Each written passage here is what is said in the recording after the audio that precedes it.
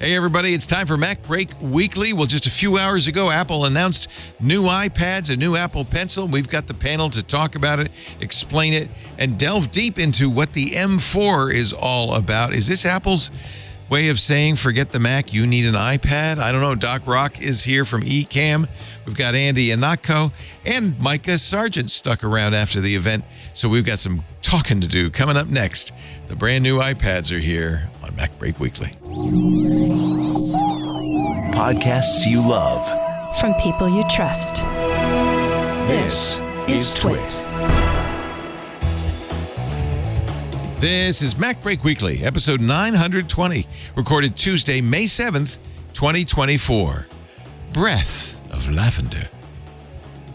It's time for MacBreak Weekly, the show where we cover the latest news from Apple. And, of course, this morning there was big news, so much so that half the panel has disappeared. Andy, thank you for not leaving me. Andy Anako is here, but he's in the library with a sailing ship model. Andy Anako from GBH in Boston. Hi, Andrew. Yes, thank you. I thought I'd show off the where your educational tax dollars are going, into our library infrastructure, which is part of a healthy community and an informed community. Actually, my pick of the week has to do with the library, so stay tuned. Excellent. Also with us, Micah Sargent. He got up early with me, early Pacific time anyway, 7 a.m. to watch the Apple event and then host iOS Today. So we're really putting him to work today. A 3-show day for Mr. Sargent. You can go take a nap later. Hi, Micah. I was up at 4 this morning, and for some reason I could not get back to sleep. Yeah, I had the same problem. So I've been up since 4. I had the same problem. Maybe we were just so excited. And my 8 sleep said, Something well, like your that. heart rate was 7% higher. What's going on? I was excited because it's, a holiday, geek day for Apple lovers. Doc Rock's here filling in for Alex Lindsay. Hello, Doctor. Hello. I was going to say, Michael, what is this 7-4, man? For us Hawaii people, we got to get up at 4. And I'm the same, though. I have that disease. It's called Apple announcement insomnia every time. I never can sleep properly the night before. I don't know why. Did you get up for the, it wasn't, this is the weird thing. It wasn't an event. It was more of a viewing party, right? Yeah. Did you get up for it? And I got up. I got up, and I really thought like maybe it was going to be like 2 hours for some reason. I was like, man, they're going pretty fast. And it was about 48 minutes or whatever. So It could have been a TV show. But first time I watched it on Apple TV instead of YouTube, just out of curiosity, and it's glorious. And it was when you open the Apple TV app, it was like the giant hero, and it looked really good. So don't tell the antitrust people. Yeah, I think this was the first one that really felt like an infomercial. I was almost expecting like a Chiron with an 800 number on it. Like it was just like, okay, well, if you're all you're going to do is post like a highly produced video with sales points, marketing points, okay, I'll definitely like bookmark that for watching later. But it's like it takes the eventness out of it. Yeah, I commented on the same thing to Micah early on. Is that it really felt like an advert, not an event. And I guess that's what happens. If Alex were here, we'd say, no, this is the way. Because in 48 minutes, they got everything. Now, it was supposed to be 25 minutes. I guess Gurman got that wrong. It was supposed to be. No, it was rumored to be. Not necessarily supposed to be. No, it wasn't supposed. Well, I know. I actually, of course, I used one of our favorite apps, Downy, to download like the actual video. And so it's 41 minutes, 40 seconds, minus probably the 3 minutes it took to launch. For the countdown. So yeah, this was pretty short. This is pretty brisk. Yeah. And the countdown was very smooth transition. But the one thing that I thought was funny, I don't know if you noticed this, when Tim was doing the talk, Tim had this bounce, and he would like every syllable, he was doing like a karaoke ball bounce. Every couple syllables, he would like pop. And I was waiting for him to just Tim is always a little pressured in his speech, a little good morning, but he seemed more so. I don't know why, but he did seem more so. There was something going on. He was. I noticed that too. He was a little bit Italian in his gestures. Yeah. Maybe that's one of the other reasons why I got the infomercial sort of vibe off of this. Like, Tim didn't stay very long. He just stayed long enough to say, hey, the good news is the Vision Pro is selling exactly as we intended. Yeah, You and say it quite like and that. all the superlatives that we thought we would miss out on, like all the irrelevant superlatives that we thought we miss out on by not having a live event. So the new MacBook Airs are the best-selling notebooks in the entire world. That's nice. We didn't get a walkthrough of like a new architectural Maven Apple Store flagship store, but it'll do. No mention of the big product that Apple sells, half of their revenue, which is the iPhone. But this was really iPad day and Pencil day. I'm on the Apple Store, which was closed. This time they got it up right after the event. They wanted to give you a chance to buy. And everything we're going to talk about, you can order right now for delivery. Well, it was next week. I don't know if they're getting sold out. So there's an iPad Pro in 11 and 13 inches. They're not saying 12.9 anymore. There's a new iPad Air in 13 and 11 inches, which looks interestingly a lot like the old iPad Pro. It even has an M2 chip in it. They dropped the price of the 10th generation iPad. That's now the base model at $349, which is a great price, really. I mean, for an iPad that will do everything that these other guys will do. And they're off to the right. It says new, and the iPad Mini where there was absolutely nothing new. Yeah, that's a bummer. Yeah. That was the thing I was really looking forward to. And also it's they really seem to have cluttered like the top end now. It's I was amazed that we'll talk about, I'm sure we'll talk about this later, but it just seemed weird that, okay, so now you have the iPad Air, which has most of the functionality that would attract someone to the iPad Pro. If they're assuming that they're not made of money, they don't want to necessarily spend top dollar on the top device. But it's no longer the thinnest. The iPad Air is not the thinnest one. It's like, so the easiest one to hold is going to be the iPad Pro. And so it bums me out that they missed an opportunity to really differentiate the iPad by bumping up the iPad Mini, which again, it's such a great device. Yeah, I'm curious what you all thought. My takeaway from this, and I guess I'm coming at it from a Macintosh user, is that Apple is now doubling down on this notion of what's a PC? This is the post-PC computer, and it really is looking more and more and priced more and more like a full-fledged laptop. I really feel like people who like me who are worried, what's going to happen to Mac and Mac OS. I think the alarm bells are going off again. I was lulled to sleep for a while, but I think they're going off again. Well, I mean, my take was still that, gee, it's impressive. These are great leaps in performance. They made great hay about what Final Cut could do on an iPad with AI features and selecting things and selecting foreground objects from background objects with just a touch of a button. Blah blah blah.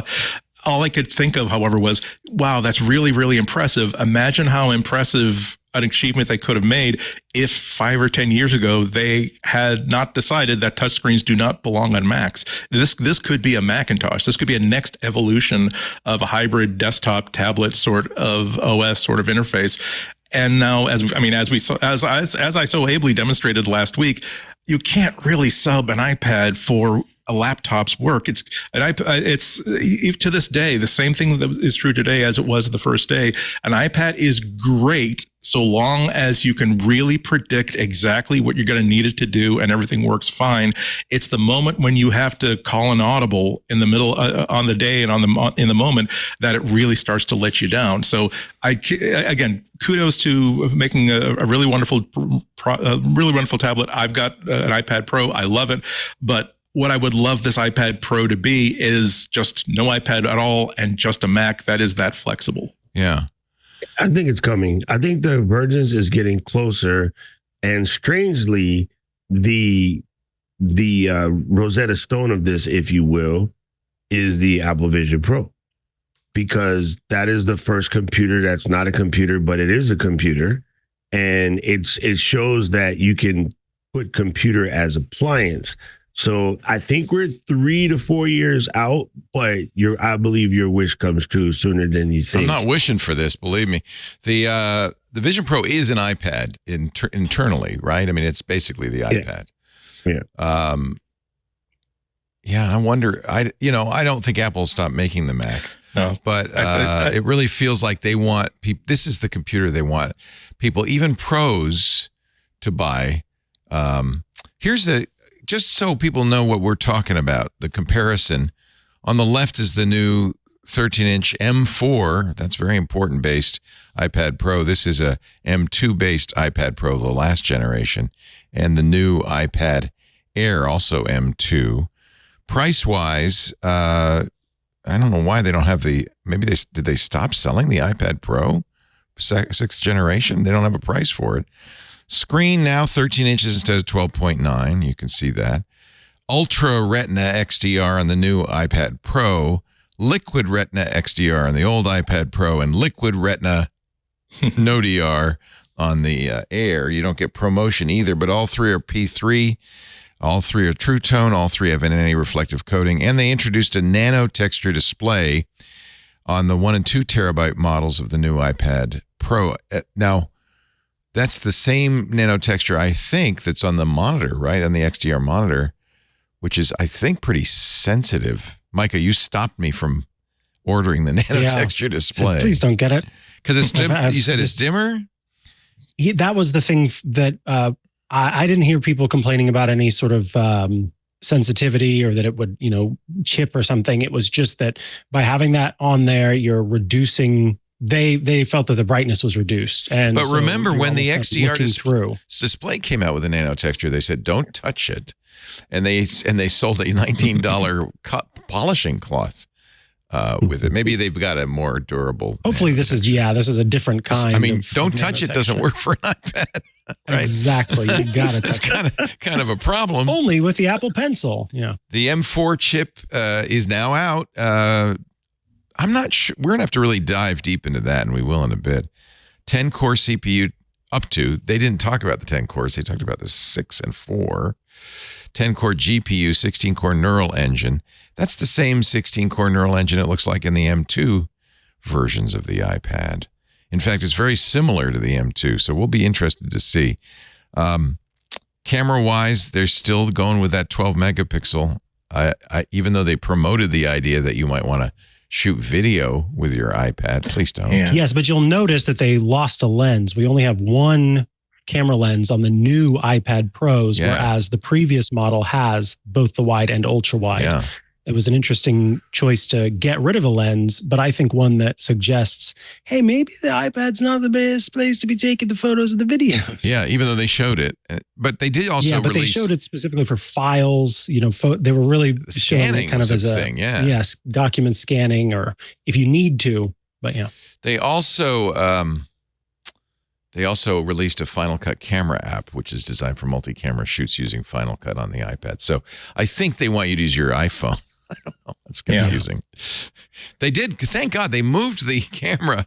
Always been a problem for me on the iPad Pro. Was the camera was on the left-hand side if you held it in landscape mode. In fact, they even show it here in portrait mode as if, of course, that's how you're supposed to hold an iPad. But the new one, they put it on top like they did with the Air. So that's good. It does have the True Depth camera system. It'll move around with you on center stage. Connectors, Thunderbolt, USB 4, just like the previous version, Face ID. Here's one you're going to be interested in, though. Apple Pencil Pro is not supported on your old iPad Pro. Yeah, it requires an M2 or an M4. Excuse me, a new Air or a new Pro. Yeah, because this is 12th generation.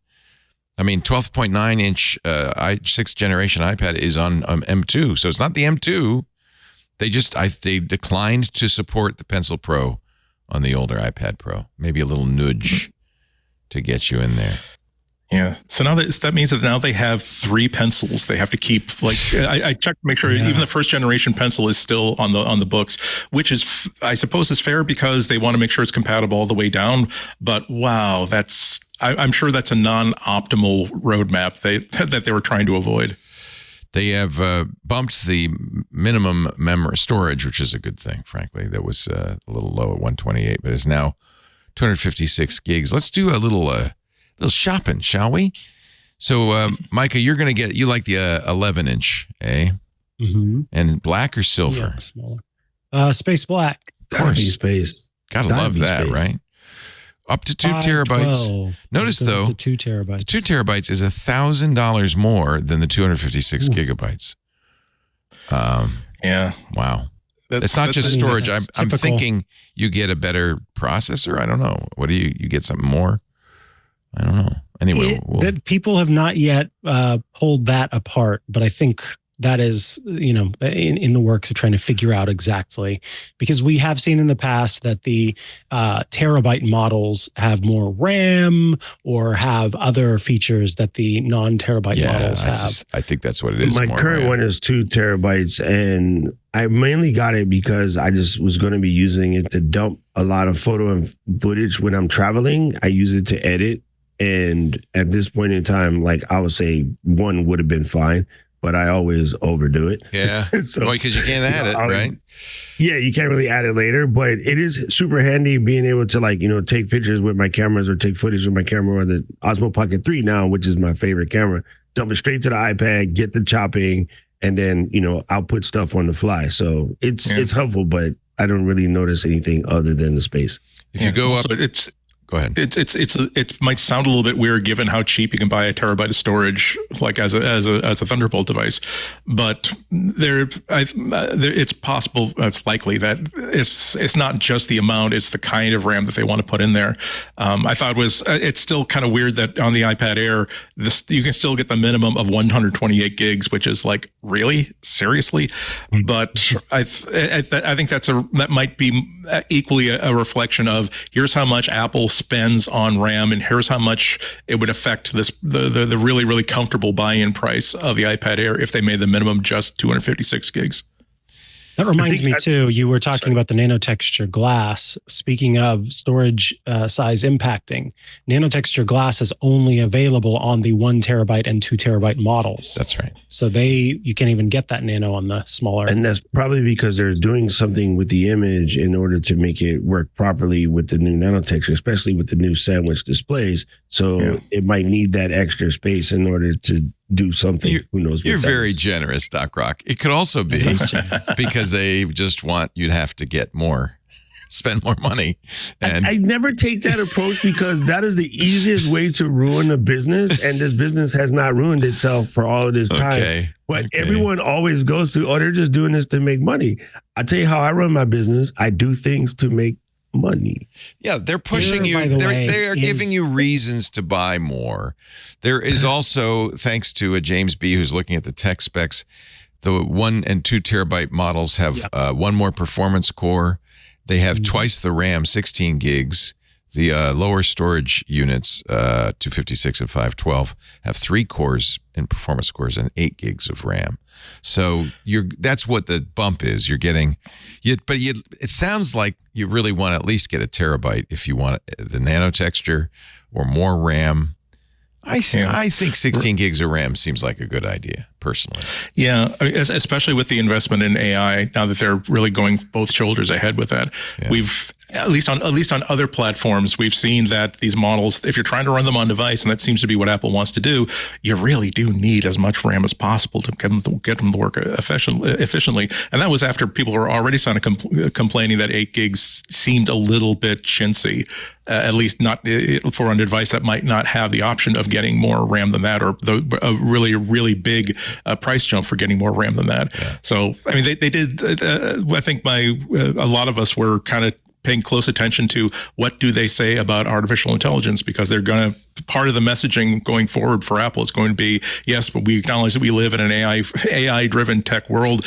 Believe me, all of our hardware and software and our operating systems are going to reflect that. So we're going to spend, even on a 41-minute or 40-minute presentation, we're going to spend at least 3 or 4 or 5 minutes explaining exactly how powerful the M4 is for how powerful the new neural engine is. I think they actually even said that with a lot of fudge factor in it, the iPad Pro is has the most powerful onboard AI of any desktop computer. Or they're basically saying that all the Intel stuff has not come out yet. It is faster than all the stuff that is currently existing. It probably won't be as fast as what's going to happen in 6 months from now, but at least for now, we can say that we have the most powerful AI hardware support in the CPU on any mobile or desktop computer.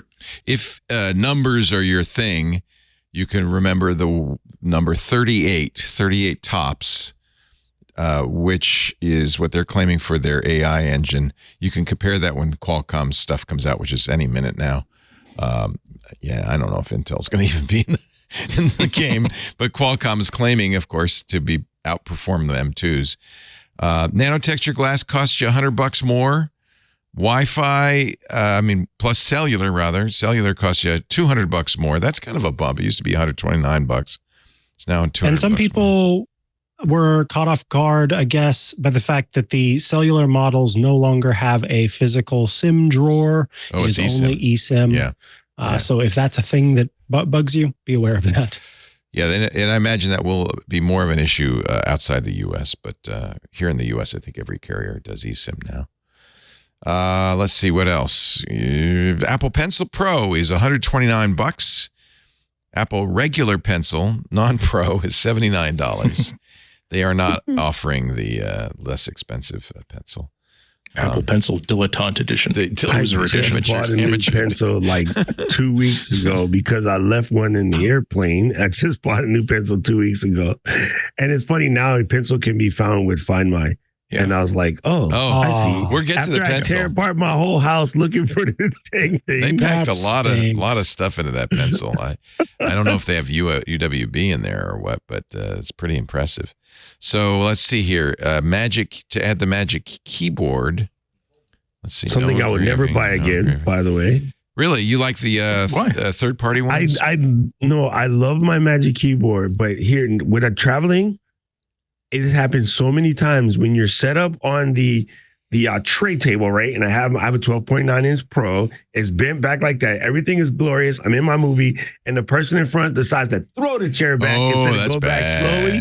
Yeah. And then it bites the top of that little clippy thing, and the iPad either hits the tank or And I'm like, you know what? I'm not even going to bother anymore. I'm just going to get a regular folio and some portable keyboard and just be happy. Because it's nice to type on. It does make it way heavier too, and so now that most of my life is in an airplane or an airport, I'm like, I'm not buying one of those ever again, and I actually like it. Yeah, well, that's going to be true of any laptop, of course. I do love my Magic Keyboard. I generally keep it. That's generally where the iPad lives. I find though that I think for reasons that you were mentioning, I also tend to keep the standard the standard cover like in the bag as well, because if I'm going to be out for like a day, even overnight, it's kind of nice to have that option of being able to actually fold it as flat as I want it to go. The only thing I don't like about the Magic Keyboard is that it bends only to a certain extent and no further. And oftentimes that extra like 15, 20 degrees is the difference between perfect viewing angle and, okay, I guess that'll do. Yes, exactly. And this is so crazy, Andy. I often forget to take it out, like, because it lives there so much that in my brain it's just part of the deal. So oftentimes I'm sitting there, I'm holding it uncomfortably. I'm holding the Magic Keyboard uncomfortably, and my brain never says, "Hey, dummy, just pull it apart." Oh, look, you can just carry this. And so I agree with you. Magic Keyboard is $300. It's cheaper. It was $350. Oh, all right. That's a blessing. It does have a function row. It's a win. Key. A win. $300. Wow. It does make it a challenging proposition, because now, again, I love the iPad Pro, but if Apple is positioning it as something that is competitive with a laptop, by the time you add in a comfortable keyboard case like that, you are almost in the arena of like a performance grade Windows notebook with a touchscreen and with a pen that was probably not as good as the pencil, but as good as most people are going to want. So it's an interesting proposition to suddenly say, once you look, I cheaped out about it. I did get the iPad Pro I wanted. I did not get the keyboard case until like 8 to 10 10 months later when the previous generation model was on sale, and I found out that you can actually use them in the new models too. So I was able to cheap out and at least spread it out a little bit. But if I had $1,600 worth of iPad in my basket at once, I would have needed to take a good 48-hour breather to figure out what can I buy for $1,600 that might do as good a job as this iPad Pro combination. And can I do even better than that for the same amount, or as good for $400 and $500 less? If you are a Mini fan, by the way, Gurman is saying that there will be a 7th generation Mini at some point relatively soon. So we'll see. You know, I don't. And a new pencil to go with it. Maybe. I like the Mini. Yeah, exactly. Yeah, iPad Mini pencil. I use the Mini far more than I use any other iPad, but okay. Let's see. Have we covered all of the... Oh, I forgot to tell you your price, Micah. With a terabyte, $18.99. It's a laptop. It's a expensive Windows laptop. And that's the 11-inch model. You put in the 13-inch model, it kind of goes up a little bit more as well. $21.99. $21.99. Yeah. I just put it in the chat. I paid $25.99 for my last one. Yeah. I should probably keep track of prices and stuff. This is, I think, the same price, yes, as the old one was. Pretty close. Much, it feels like it's the same, roughly the same price. So, Micah, I have a question. Sorry, Leo, I know you're in boss, but I had to ask a question because you mentioned earlier, you guys said that not to get the Nano. You think that the regular screen and paper-like or something of that nature is better? So the reason why I was suggesting Leo not get the Nano-texture display. He knows me. Because that's why. He knows. I know Leo. He knows. That's what it is. He knows. And B, the complaints that I've heard is that you do see a drop in brightness by doing that. And so for some people that's annoying, even if it means that there's less reflection. But I can't speak to the textural differences. Yeah. But now with the double, the thing that got me this morning, and again, my eyes were still halfway focusing when they talked about the stacked OLEDs. Yeah. This time we're getting OLED. That's a difference. It should be brighter. It's 1,000 nits. Or stop that. Stupid reactions. And then it also has, you have the double panel. So that just has me intrigued. And normally I would just be triggering now, but now I think I have to go in and see for myself. Yeah. How bright it is. Cause you're right. As you get, what's the word we say now, Leo? Vintage, brightness is important. Brightness is the difference between being able to see clearly or not, right? Vintage people need light. Yeah. And I also, I had the liquid paper on mine because Alex told me to, and it gives it a nice texture with the pencil. I took it off because I want the glass. I like the smooth glass. Now we'll see with the new pencil. We'll see. So you like a little texture on your screen, Doc?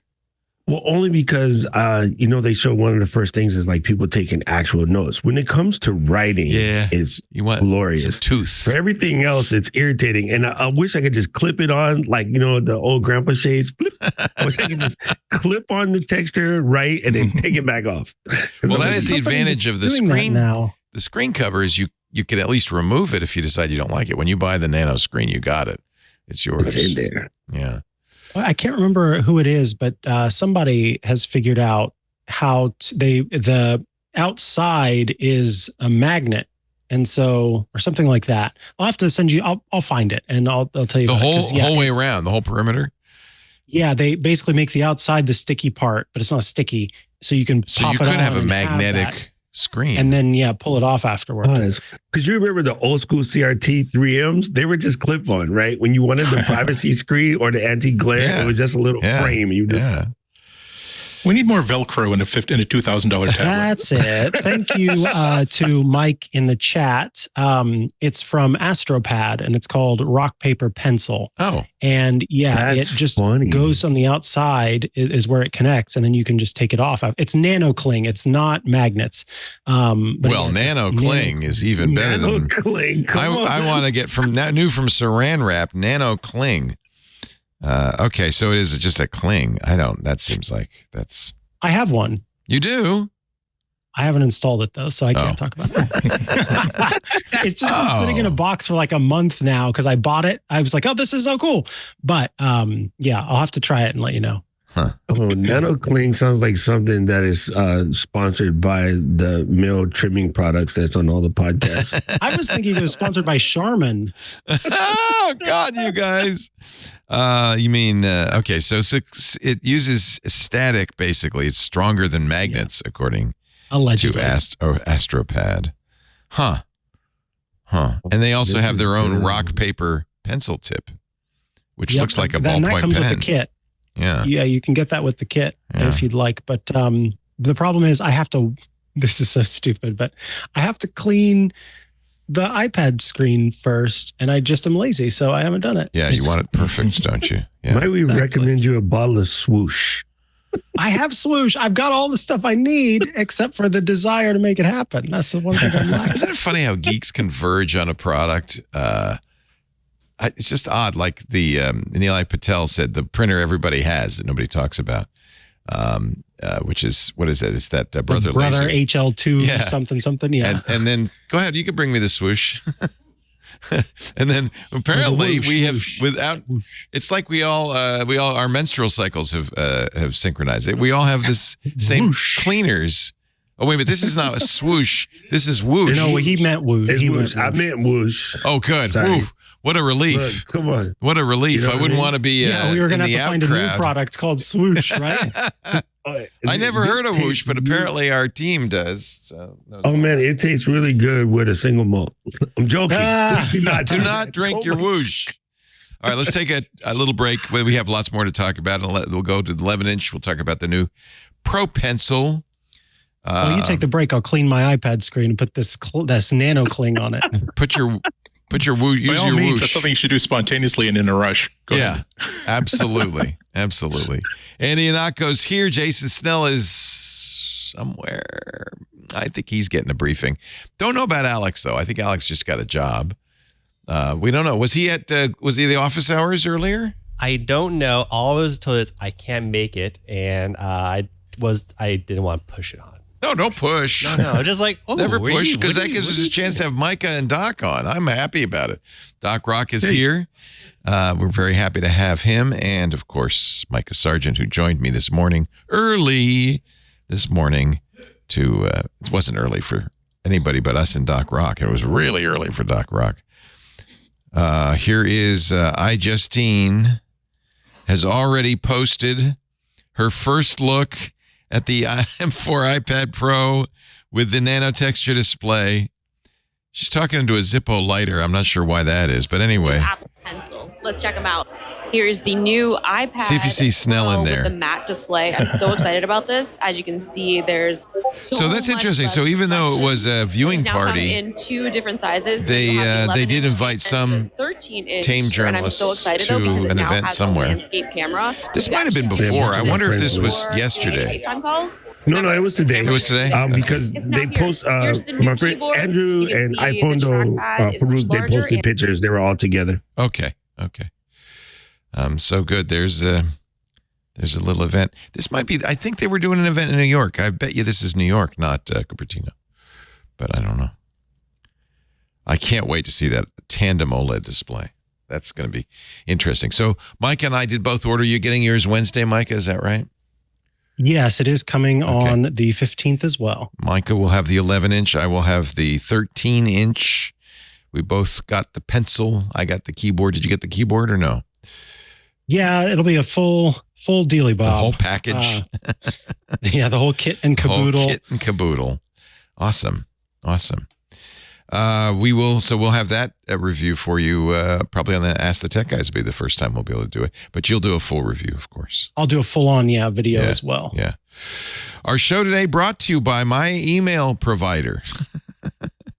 Maybe I should get a discount, shouldn't I? I love Fastmail. I've been actually plugging Fastmail forever, as long as I've used it, which is, I think, now close to 10 years.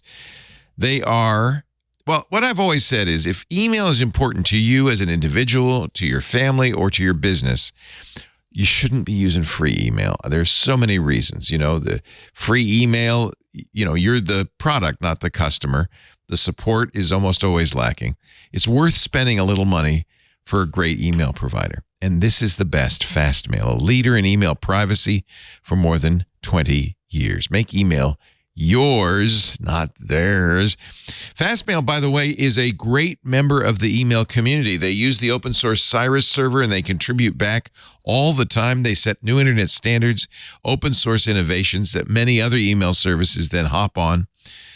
They make it very easy and secure for you to have your own custom domain. They even sell domains.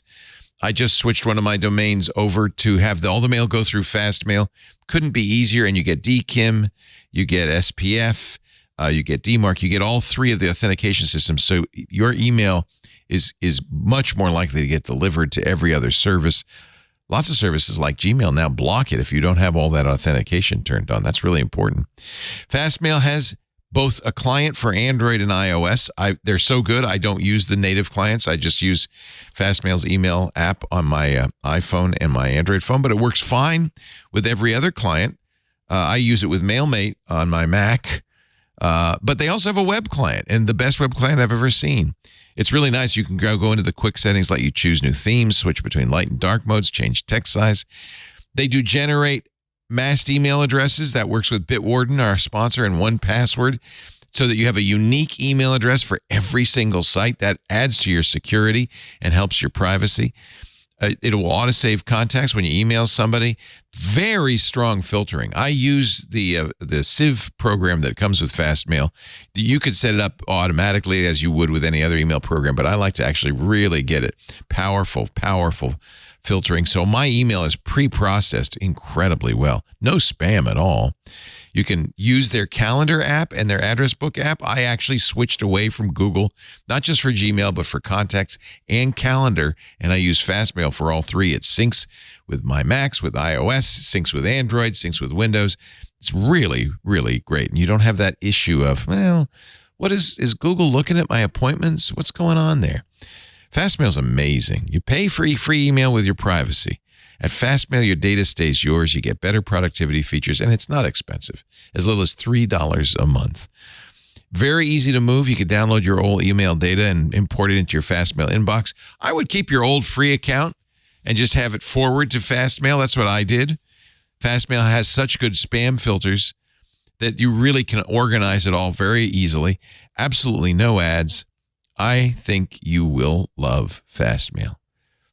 This is another one where geeks seem to have converged on the right solution. It's Fastmail, the better email service.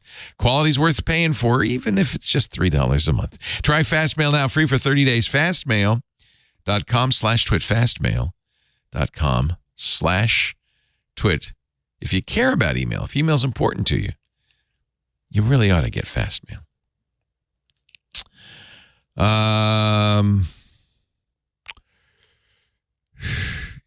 Mark Gurman says, we've reached Mac-like differentiation between SKUs. Double the RAM, more performance scores when you go to 1 to 2 terabytes. That really is a big difference. And I think when you add that all up, you're getting more. Let's talk about the M4. This was Gurman's big scoop a couple of weeks ago. Nobody believed it. Everybody thought, what? The first product with the M4 is going to be an iPad Pro? Well, it happened. We don't know much about the M4 at this point. Apple kind of alluded to the fact that it's on the new TSMC 3-nanometer node, which I think that's the 3NE node. And in theory, would be an improvement in performance. But they're saying a 2x performance over the previous generation. A lot of that's kind of with the iPads. It's weird though, because they've always been like overpowered for what they do. So by the way, Andy, it wasn't really in fact over the previous generation. It was over 2 generations ago, which I thought was kind of cheesy of Apple. Yeah, the comparison. You see how that stuck in your head though? It's twice as fast. It's not twice as fast as the Yeah, previous. Too previous. I did know that they wanted us to know it was 10 times faster than the original iPad Pro. These are meaningless. the one with the home button and the thick bezels. Okay. Yeah. Well, but the other thing, honestly, to be fair, I have an M1 Mac iPad Pro. Does anybody feel like that was too slow or didn't perform well enough? I don't think so. It's weird because the iPad Pro, there's a thick wall between two kinds of users. There are a handful of users that use it for really intensive productivity stuff. Like I'm talking about video editing. I'm talking about really intense kind of like art creation. And there's the rest of us that are buying this because, again, they wish they had a MacBook that had a tablet style MacBook or something with a touchscreen or something they could use a pencil for when they're just taking notes and stuff. And yeah, it's seriously overpowered it's always been seriously overpowered for what most people use it for. So again, it's nice. We have to remind ourselves and everybody that just because it's an M4 is not that means it's too bad than the M2 in it. It's like, no, it's just like the next generation of processors. You can have a slow M4, you can have a super fast M4. The fact that you're going to see an M4 and a desktop later on this year doesn't necessarily mean that they're going to have the same performance, the same capabilities. But it's interesting that they decided to use this not just as a rollout for the M4, but also to start promoting it as like the next generation of Apple Silicon, given that it's really hard to come up with stuff to really show it off for. They did mention things like being in Final Cut and being able to isolate like a dancing figure and put on a new background just by touching one button, and there are other parts in a demo like that. But that's not a whole lot of people are saying, gee, I really, really wish I could do that kind of pro level editing on an iPad. There are a lot of people that are saying, well, I'm going to spend that much money and get, again, a Windows notebook that'll do a lot of the same things for it. They did show, though, at the rock climbing wall, people shooting and then editing video with Final Cut. They have updated Final Cut Pro, too, for this. So they clearly think that that's a market. And to be fair, they know who's buying these things, and they know that's why they keep the iPad Airs like so vibrant. There are people who want that extra level of performance, the extra push over the cliff, and there are the other people who are just using it to take notes in class, watch videos, play games. There's also a call out for the gaming capabilities of this thing, with what the M4 and the other capabilities would let you do. So I think that, but they kept that to the iPad Air section of the talk, and they kept the iPad Pro for Final Cut. Yeah. As Geezer Nerd says, I can't wait to see how much faster I can write in Scrivener on my new iPad Pro. It's funny when, a lot of the conversation around the Pro or the not Pro is always about productivity. And people don't talk about what type of productivity you're doing, right? If you're doing everything in Notion or Evernote or something of that nature, then yeah, maybe it doesn't matter, right? But if your productivity is based around SketchUp or they showed not Blender, they showed ZBrush, some other things like that. Those all count. Those all count, and they do actually tax pretty hard. If you're a Logic person and you're running, pretty heavy Logic action, which a lot, as an ex-DJ, I would tell you, a lot of music people use iPads. What happens, the general tech person in our circle and the general YouTuber, also my circle, they always talk about it like the way it matches them. People forget about Bechtel, who's doing civil engineering, and their iPads are running really high-level tests. People forget about all the restaurants, which is why you want a 128 gigabyte model, because all they do is use them for retail. POS, and they run one app and one app only. People forget about education, healthcare, occupational therapies, all of the things that you use an iPad for other than you just use it to watch Netflix. And I get that, and knock yourself out, player. But don't be like Apple doesn't have the knowledge of who they're selling to when they make these devices. And it cracked me up every time because people always have these weird hot takes. And one of the ones was, why put the M4 in this first? Wow, what a great test bed where you're less likely to have full-scale meltdown is in iPads. Yeah. And collect all the data and then make adjustments and then get ready for it to end up in what would probably be the Air next, or the MacBook Pros that we'll probably see in the middle of June. Well, that's going to be a challenge for them because they have M3s to put out still. I mean, are you going to... They skipped M3 with this. Do you think they're just going to skip M3 entirely for the rest of the line? There won't be an M3 iMac. There won't be an M3 Mini. There won't be an M3 Mac Pro. They'll just go right to 4 everywhere.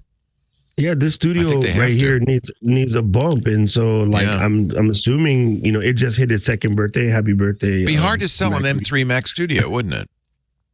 Yeah, so you have to go to M4. Yeah, like now that I know this exists, when they told me, "Hey, here's a brand new M3 Mac Studio," I'll be like, "What you talking about, Willis?"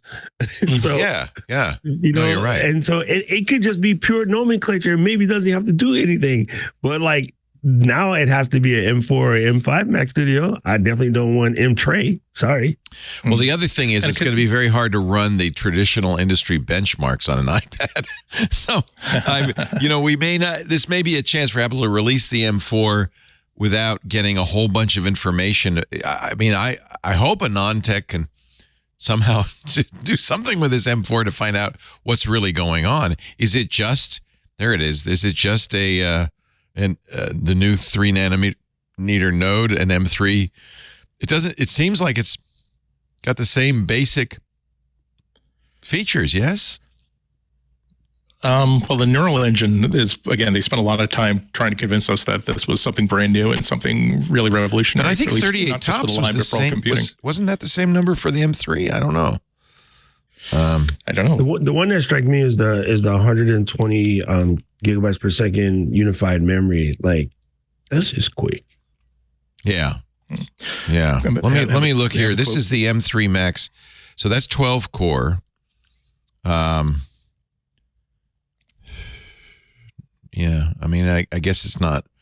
I guess it's the next one. I don't know. I don't know.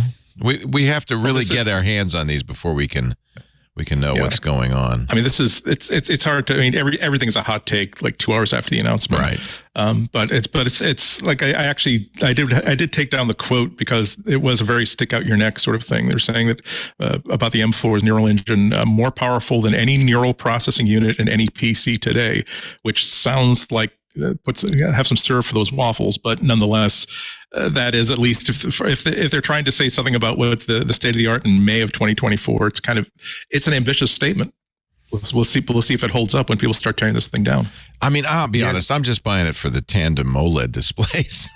And Scooter mentioned something that I also mentioned in my person. I was yelling at somebody with the hot takes. They're like, "Why can't?" I was like, that we were running this stuff on iOS and iPad devices before it made it to the Macs, like in October 2020, right?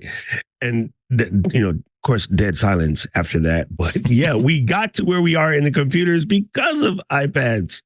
All right, so here's some numbers from a non-tech. The A17 is 35 TOPS, 35 trillion operations per second. The M3 is actually considerably slower, 18 trillion operations per second. So when Apple says 38 trillion operations per second, that is a big jump from M2 and M3. And so maybe this really is Apple's AI chip. That's, all in the neural engine. Also, it's going to have to be if it's exactly. especially where AI is concerned. We're not talking about features that are going to see the light of day even this year. I mean, okay, we don't know what Apple's going to be announcing in June, so we don't know what we're going to be seeing in the new iPad OS. But yeah, if people are going to be expected to get 3, 5, 6 years out of this device, they're going to have to be able to run those AI models that Apple is planning for 3 years from now. So this could see headroom that's quickly going to be consumed because ambition requires headroom. Can I do pedantic pushback? Pedantic pushback, please. Apple has been running AI on phones for quite a long time. All of that stuff that's happening to your pictures and all of that, that's still considered AI. People mean Gen AI or LLMs. And we're going to specify, we should specify. Because honestly, they've been doing AI-oriented stuff on these chips for quite a long time. Yeah, but LLMs and the stuff that Apple's pursuing and Google's pursuing and Microsoft's pursuing, it has a lot more like RAM overhead. Especially, and again, looks like Apple is going to be pushing their advantage that, hey, we're going to be a privacy oriented approach to AI. We're going to do as much on device as possible. There was a new rumor today or yesterday that they're designing chips for compute plants, but there looks like they're trying to keep this as personal, as private as possible. If so, machine learning models are going to be okay for photos. They're not going to be okay for here's 1,000 emails. Tell me, give me a record of all the appointments I've got related to this project the next 3 weeks. Intel Out of Sync is telling us in the Discord that the Intel Ultra chips are 11 trillion operations per second. Nice. So this is a big jump. That 38. Andy, is that when you take a photo and it fixes the photo, you take a photo in the dark and it fixes the photo. That's AI. I mean, it's a little bit of neural engine and machine learning. But because somebody in the chat goes, "What assistants do they have?" AI doesn't mean assistant. AI is, that's what I'm saying. We should specify if we mean agents or LLMs or, what everybody considers ChatGPT. And I just want to remind everybody that your iPhone's been fixing those photos since I think like 10. Oh yeah, maybe 11. Yeah, Apple's been doing AI, but you can do more. Look what did you see what they showed with the Final Cut, where in a moving movie they were able to drop the background out in real time. So beautiful. Yeah, I hope that's real. I mean, you're right. It is over the fact that Apple hasn't done anything flashy in the last 2 years with this with a technology that is kind of premature, and that Google really put the saddle on and rode it hard only after they saw a competition from OpenAI. This is really premature technology. It shouldn't really be used as a consumer level product just yet. But realize that the AI or the machine learning that's being used in photo processing is tuned for photo processing, and they can't just the CPU that they made, the Apple Silicon they made to handle those kind of tasks are not necessarily going to be okay for the stuff that people might be expecting as the table stakes features in any desktop or mobile operating system going forward. Early on in the presentation today, Tim Cook did say we have been doing machine learning in our chips for a long time. Like he wanted to make sure that everybody understood, and it's really true. I've said it many times that Apple's put neural processing units in its chips for several years, right? I can't remember which the first iPhone chip was to have it, but it's been around for a long time. So in that respect, they have a lead in AI. They've been doing AI hardware for a long time. Intel is just putting what they call NPUs into their processors. Qualcomm's new Snapdragon Elites are going to have NPUs, and Microsoft's all excited about this NPU. But Apple's been doing it for a long time. They're kind of well settled in on this. I think that there are the other. Go ahead, Micah. I was just going to say, well, it is true. Yes, absolutely. And Apple likes to make it very clear that they've been doing AI that they lovingly have called machine learning for so long. And that's why they've got Core ML baked into the various operating systems. But I hear that refrain a lot from people who are champions of Apple. And while it is true they've been doing machine learning for a long time, I don't think it matters in the scheme of things, in the sense that what people are talking about when it comes to what they are expecting Apple to do, which is a heavy focus on generative AI. And the other companies are much further ahead in, at the very least, having products and features available to market that are generative AI features. So we can say that Apple has been doing this forever, but in the grand scheme of things, that just doesn't matter, because until we see this generative AI, we haven't seen them do generative AI. Like, that's got to happen. That's my point. People should specify, but the general people don't know to specify, and so it sounds disingenuous. But yes, fully understand. Well, that's why we should talk about features and not core technologies. Like just the simple, and even if we limit things to photo editing, just the simple ability to recognize an object in a flat field of pixels, that is an immense power lever. That is the ability to simply say, I just want these changes to affect this person holding the baseball bat in the foreground and not any of the other people who are in baseball uniforms in the background. And then I can adjust the sliders wherever I want. That is huge.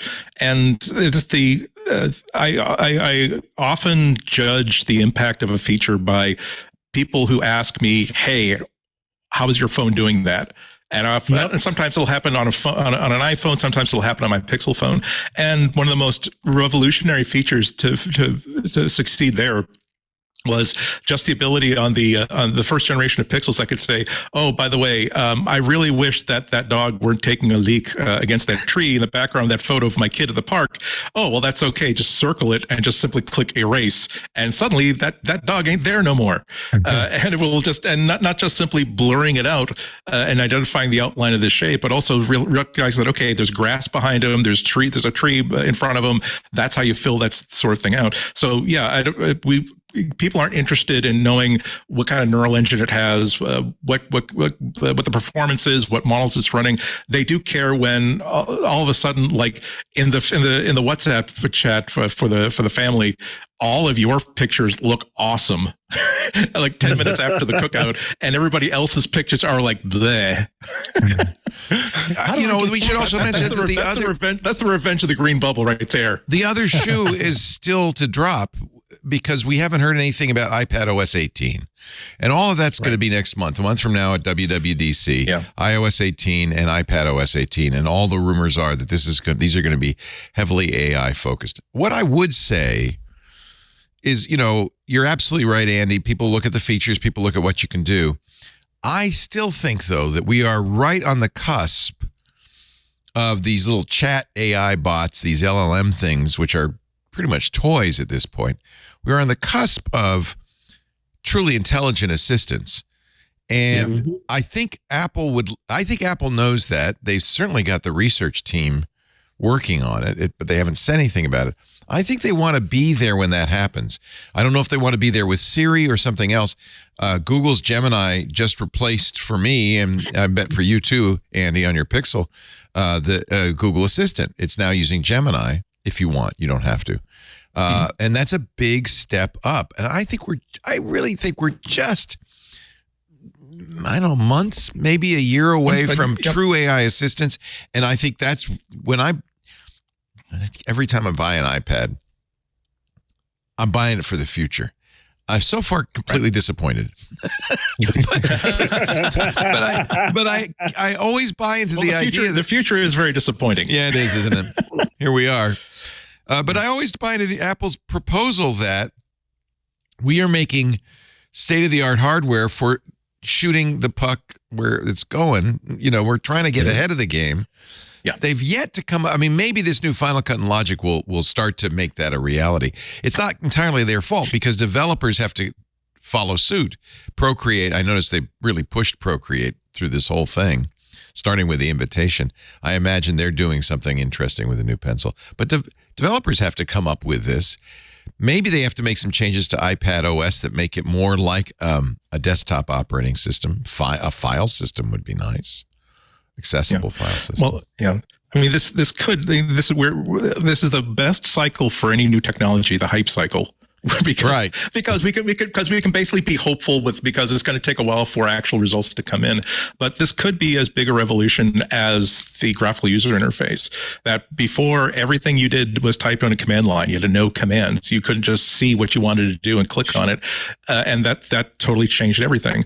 And I hope that part of the upcoming revolution is kind of like the diminishing of the dominance of apps just as a construct. The ability having the ability of an assistant that's so intelligent that you can do things like every time I usually spend the morning before each show going through all the bookmarks of news items that I've bookmarked and things I've taken notes on and things that I've jotted down here and there, and I look through all this sort of stuff and I figure out what do I want to contribute to the show doc, what it's going to be, what turned out to be kind of nothing, and that takes me the amount of time. But across 3 or 4 different apps, imagine the ability to simply wake up, check to make sure I did not sleep until 1:30 in the afternoon, a half hour before the show, make sure there's no construction noise that's driving me to a public library instead of my office, and then simply summarize all of my notes and all of my Mac and Apple related news and put it inside a Google Doc so I can take a look at it in the next 20 minutes. And that, again, not necessarily doing it all on its own, but knowing what apps are going to manage that, knowing what databases, all that stuff is on stuff in there, so that I never actually have to float through all those apps I used to create that content, and it can do that for me. And Andy, what device do you think it's most likely to do that on? Probably a mobile device, probably a phone device. I mean, the AI assistant hardware pins and little cute little rabbit devices. Though of course they're abject failures right now. I don't think they're necessary because I think that's something that could be handled by a phone. But the idea of having a very, very personal item that is not just like this floating thing that I have to have my laptop in front of me or connect to the cloud, that this is something that is on my person at all times. It's the first thing I pick up and take a look at. It's the thing that wakes me up in the morning. It seems like that's the most appropriate device to run a model like that on, even if it's connecting to the cloud, because as much as I don't like the idea of personifying a technology, I think that when you have an industrial robot that everyone's trying to make right now, the Boston Robotics got kind of in Dutch because they had the new version of their Atlas robot, and the face, quote unquote, is just like a circle. And I'm saying, yes, do not put a human face on this. Do not let us form an emotional attachment to these things. But the ability to simply say, this is something that is part of my daily carry. It's something that's familiar with me. I've customized it with my own case. I have my own wallpaper on it, and I can infuse a certain amount of trust in it that when I ask it to do something for me, it knows what I want. It knows my habits. It knows what the intent of this command is, not just the function. It seems like a very, very appropriate place for that to happen. And maybe it'll set it to the iPad for reading. Maybe it won't. I don't know. Yeah. Maybe that's... You're right. It should be mobile.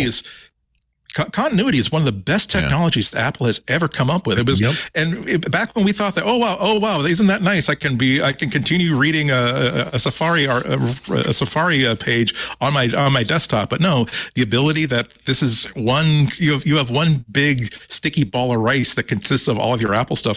Right now, the idea of having a 2-screen setup for this podcast, like 5 years ago, would have been just such overkill and so ridiculous. But as I again realized that I found out that I wasn't going to be able to use my home office 45 minutes before the show. And so I just grabbed what I needed, put in my bag. But the fact that I grabbed my iPad Pro means that I can simply use that as a second screen. That is extra value. So yeah, that is something that Apple could contribute by distributing the AI load across multiple different devices. And it's one of the reasons why I'm very, very pleased with as much as I can rail against Apple's lock-in on so many of these topics that we talk about. That's one of the big paybacks. You're making a good transaction there. I'm giving up control over my hardware. However, it's doing stuff that only one unified manufacturer and operating system creator can actually create. So yeah, maybe Apple is in a position where they could do things with AI through continuity that Google really can't match, that Microsoft really can't match. Gurman obviously knew something, because in his Sunday Power On newsletter, his headline was Apple's new iPad Pro should turn device into true laptop replacement. And I think he kind of nailed the message of this morning's announcement. We're going to take a little break. When we come back, let's talk about Apple's Pro Pencil and the new features thereon. You're watching MacBreak Weekly with 3 great people. Jason Snell is missing in action, probably in Cupertino, I'm thinking. Alex Lindsay, we don't know where he is, but good news. Doc Rock sitting in. Great to have you in the Jason Snell seat, and in the Alex Lindsay seat, Micah Sargent, who was up early with me covering this event. Pencil next, but first a word from our sponsor. Actually, Micah knows a little bit about this sponsor, the Eufy Video Smart Lock E330. He installed such a device himself. I had no idea you were so handy, Micah, into our engineering room. All it took was a Phillips screwdriver.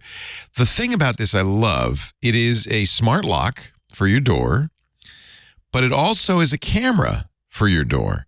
So you kind of get the best of both worlds. Install it with a Phillips screwdriver. He's doing it right there. No drilling required.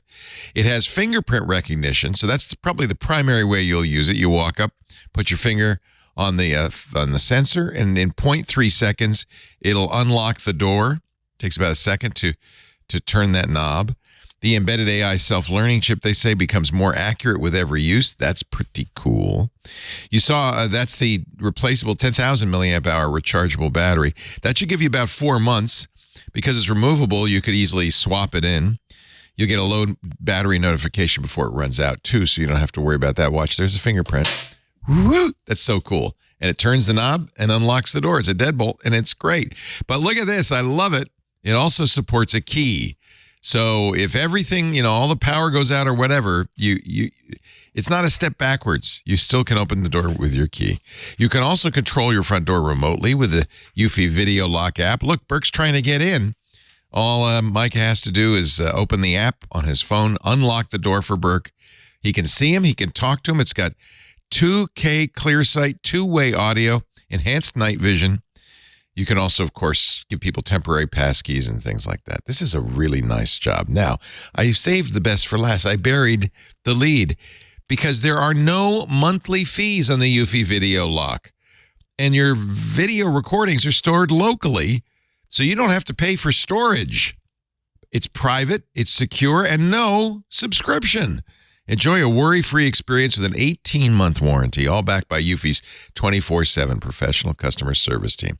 This is the lock you've been looking for. You can get it today. Just search for Eufy Video Lock on Amazon, EUFY, Eufy Video Lock, or visit eufy.com, EUFY.com. But you can get it right from Amazon there, and it's very easy. It's easy. Eufy Video Lock on Amazon or EUFY.com for more.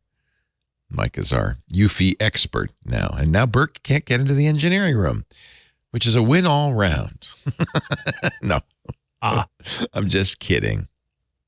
All right, so pencil actually, time. Before we go into the pencil, we didn't talk about the thinness of the iPad Pro. Oh, yeah, the thinnest iPad. In fact, the Apple said the thinnest device we've ever made, period. So it's thinner and lighter than the Air. That's confusing. Yes, that's confusing. But okay, that's something you may have a chortle about, but then move on about. It's like I hope that I'm looking forward to holding it and seeing if it feels thinner and it feels lighter. I think it's like a 1/4 pound lighter. 1.28 pounds for the 13-inch, 5 millimeters thick, which is pretty thin. That's suspiciously thin. That's like, I would love it if they did say during the event that, hey, it's just as durable as the previous generation. Yeah, but that's the thing. It's like I've had my Pro for 2 or 3 years now. I'm just now sort of okay with the idea of having it in an overstuffed laptop bag and not being concerned that's going to bend because I've got like a whole bunch of books and a bunch of other stuff in it. You make that even thinner, and I have to admit that I'm going to wait. If I were considering upgrading, I'd be waiting 3 or 4 months to find out, are these things going wibbly wobbly after like a month in people's bags? Because it doesn't matter if it only bent a little bit and it doesn't affect performance. The first time you put that on a table and it goes digga digga digga digga. Then the first time you put it down and you see a tiny little curve, and it's like when you buy a record, it's either flat or it's not flat, and if it's not flat, you're unhappy. Yeah, you call it thin gate, Doc Rock. Yeah, I was like, I'm just waiting for somebody to come out. People always gating something, so now we're gonna be on thin gate. Oh, it's fun, Doc. A YouTuber will bend it. We know that. Don't do that. That's silly. So that's how you know. All I did was sit on it. I can't believe a $1,500 tablet you can't sit on. What's Apple playing at? Well, here's the thing that's crazy, Andy. The 13-inch is thinner than the 11-inch. And I'm like, Mama, say what? That's crazy. Well, it's got more space. You could spread the components out. This is Apple capitalizing on the fact that the M4, like all the Apple Silicon, is a system on a chip. Everything's in there. And so it can be, I'm sure the die isn't very thick. You've got the memory in there. You got everything in there. And everything except for a headphone jack. Yeah. This is still, I will simply note it and move on. But now with the discontinuation of the previous iPad, it's not only did Apple get rid of all Lightning jacks, not only did they get rid of all home buttons, but now there are no more iPads that have headphone jacks. And I think that's disappointing because it's still a super, super useful thing to have. But at least now they can say that, well, look, it's not thin, it's not thick enough to support a headphone jack. So maybe I'll give them a mulligan on that. But yeah, I can't wait to get my hands on it. If it does, the thing is, like, The obvious take would be, especially on a 13-inch tablet, that you're probably not going to be spending a whole lot of time like lifting it, like holding it in two hands as opposed to resting it on something. But some people do, and even if you're standing up and taking notes with it, or even if you've got the bottom of it leaned against the table and you're taking notes on it, there's something about the hand feel of a device that it's such a big contributor to the pleasure that you take in using it. And I've never noticed that my iPad Pro is particularly chonky, but if it's thin enough to make me notice that, wow, this is a more pleasant experience, or to sort of telegraph that, wow, this really is a premium product. They could have, the cheaper version of this, or God forbid, an Android tablet from Samsung is much thicker and it's easy to manipulate, but it doesn't feel like a premium object. That's part of the entire sum total that makes something into a pro. The idea that from top to bottom, soup to nuts, this is a premium product. And it does make you wonder what air means if it's heavier and thicker. Exactly. Yeah. It's thicker and heavier. What are they talking about? Yeah. It just means fresh air. Fresh air. Breathe in. Yeah. And of course, everybody's losing it over the colors of the air. And again, they're trying to... Not in a good way, by the way. They don't like the colors of the air. Nobody likes the colors. Yeah. But trust me, Apple don't just make these decisions. There was some thought into it. And at the end of the day, I know that my Pro has been in the skin since the day I got it. Yeah. And it's 40. What don't people like about the colors? They're too washed out? Is that it? That color purple is just kind of... Well, it's purple on the screen, but the actual color is more. Yeah. His royal badness would not approve of that use of that word. Me neither, because I was very disappointed with my purple iPhone, because it was cool for like a second, and then it was. Don't these look exactly like the previous models of the iPad Pro? I mean, I think they basically it's breath of lavender. Breath of lavender. That sounds like when I'm packing for like a 10-day destination wedding on my mood board. Like, okay, Tuesday our theme is breath of lavender. So it's pretty though. I don't need the cool. People want more saturated. You don't want saturated. I think that would be. No, some people that's do. Too much. Yeah, it's the air. It's the have you seen the iMacs? They're rich in color. They're beautiful. Yeah. I agree with you, but again, this is a $29 solve, bro. The brand skin, slap it on there or some other brand skin, and they're gorgeous and they work. Put a D brand on it. Yeah. Another ad for something that we don't get any money for. I feel like all of us tech people have it though, just because we're likely to resell our gear. I do not have any D brand on mine. I have. I don't use D brand. I use a different company, but I mean, all the same. Just pick one. It's just vinyl. My neighbor is a car wrap guy, so I could literally just take it over there and be like, wrap my iPad. So he can. Is it hard to wrap on those things? Or are they? No, the type of 3M it is. You just put it on, and then you hit it with a little hair dryer, and it shrinks on. Tight. It's a shrinky. Yeah, it shrinks on. Oh, and so your edges are still, open to the public, but it's just enough that I got one scratch on an iPad years ago, and I was like, never again. So I've always just put the thinnest cover on it, just because I know I'm gonna probably resell it. Huh. All right. Well, I better look for skin, and they have like cool looking skins. You've seen mine on my iMac or my MacBook Air. Yeah. Remember, it's got that vintage skin on it. It's pretty. From, Spigen? Shoot. Spigen? No. Oh, I said that wrong. I don't know how you say it. Somebody in the chat. I just think Spigen sounds better than Spigen.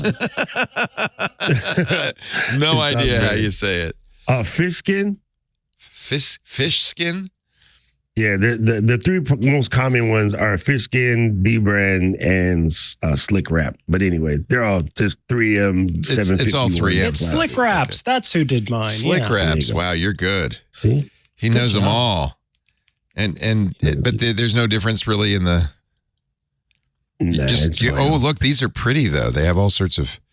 Yeah, yours looks really cool, Mike. Check out the retro print you one. You can actually just send them. I want to have a picture of Andy's face on the back of it. I found that annoying too. But the retro line, it's all the way down at the bottom on the right. There, the retro. Oh, up one from anniversary. There you go. To the right, retro. You almost had it. Anyway, the retro line. Oh, yeah, there. The honeycomb. There you go. Yeah. Oh, yeah. Oh, yeah. It looks like an old Mac. More than just the iPhone. You can do it for, I've got one for my iPad and everything. Oh, nice. And the Apple Pencil, actually, which is kind of fun. You wrapped it all. Wow. And what I like about, I don't know if the other companies do this, they probably do, but what I like about Slick Wraps is if you mess up, you give them a message and let them know, and they'll send you another one for free. So I feel like I would mess it up. Yeah. Do you actually heat it with a hairdryer? Really? That's what you do? No, this one you don't have to. You don't have to. They're set up already. That's D-Brands to do that? The shrinky No, that's if you wanted to do a car wrap thing because it's just no cut sizes. These are CNC cut, so they're perfect. Oh, okay. I get what you're saying. That looks pretty cool. All right. Yeah. That's what you have, Mike.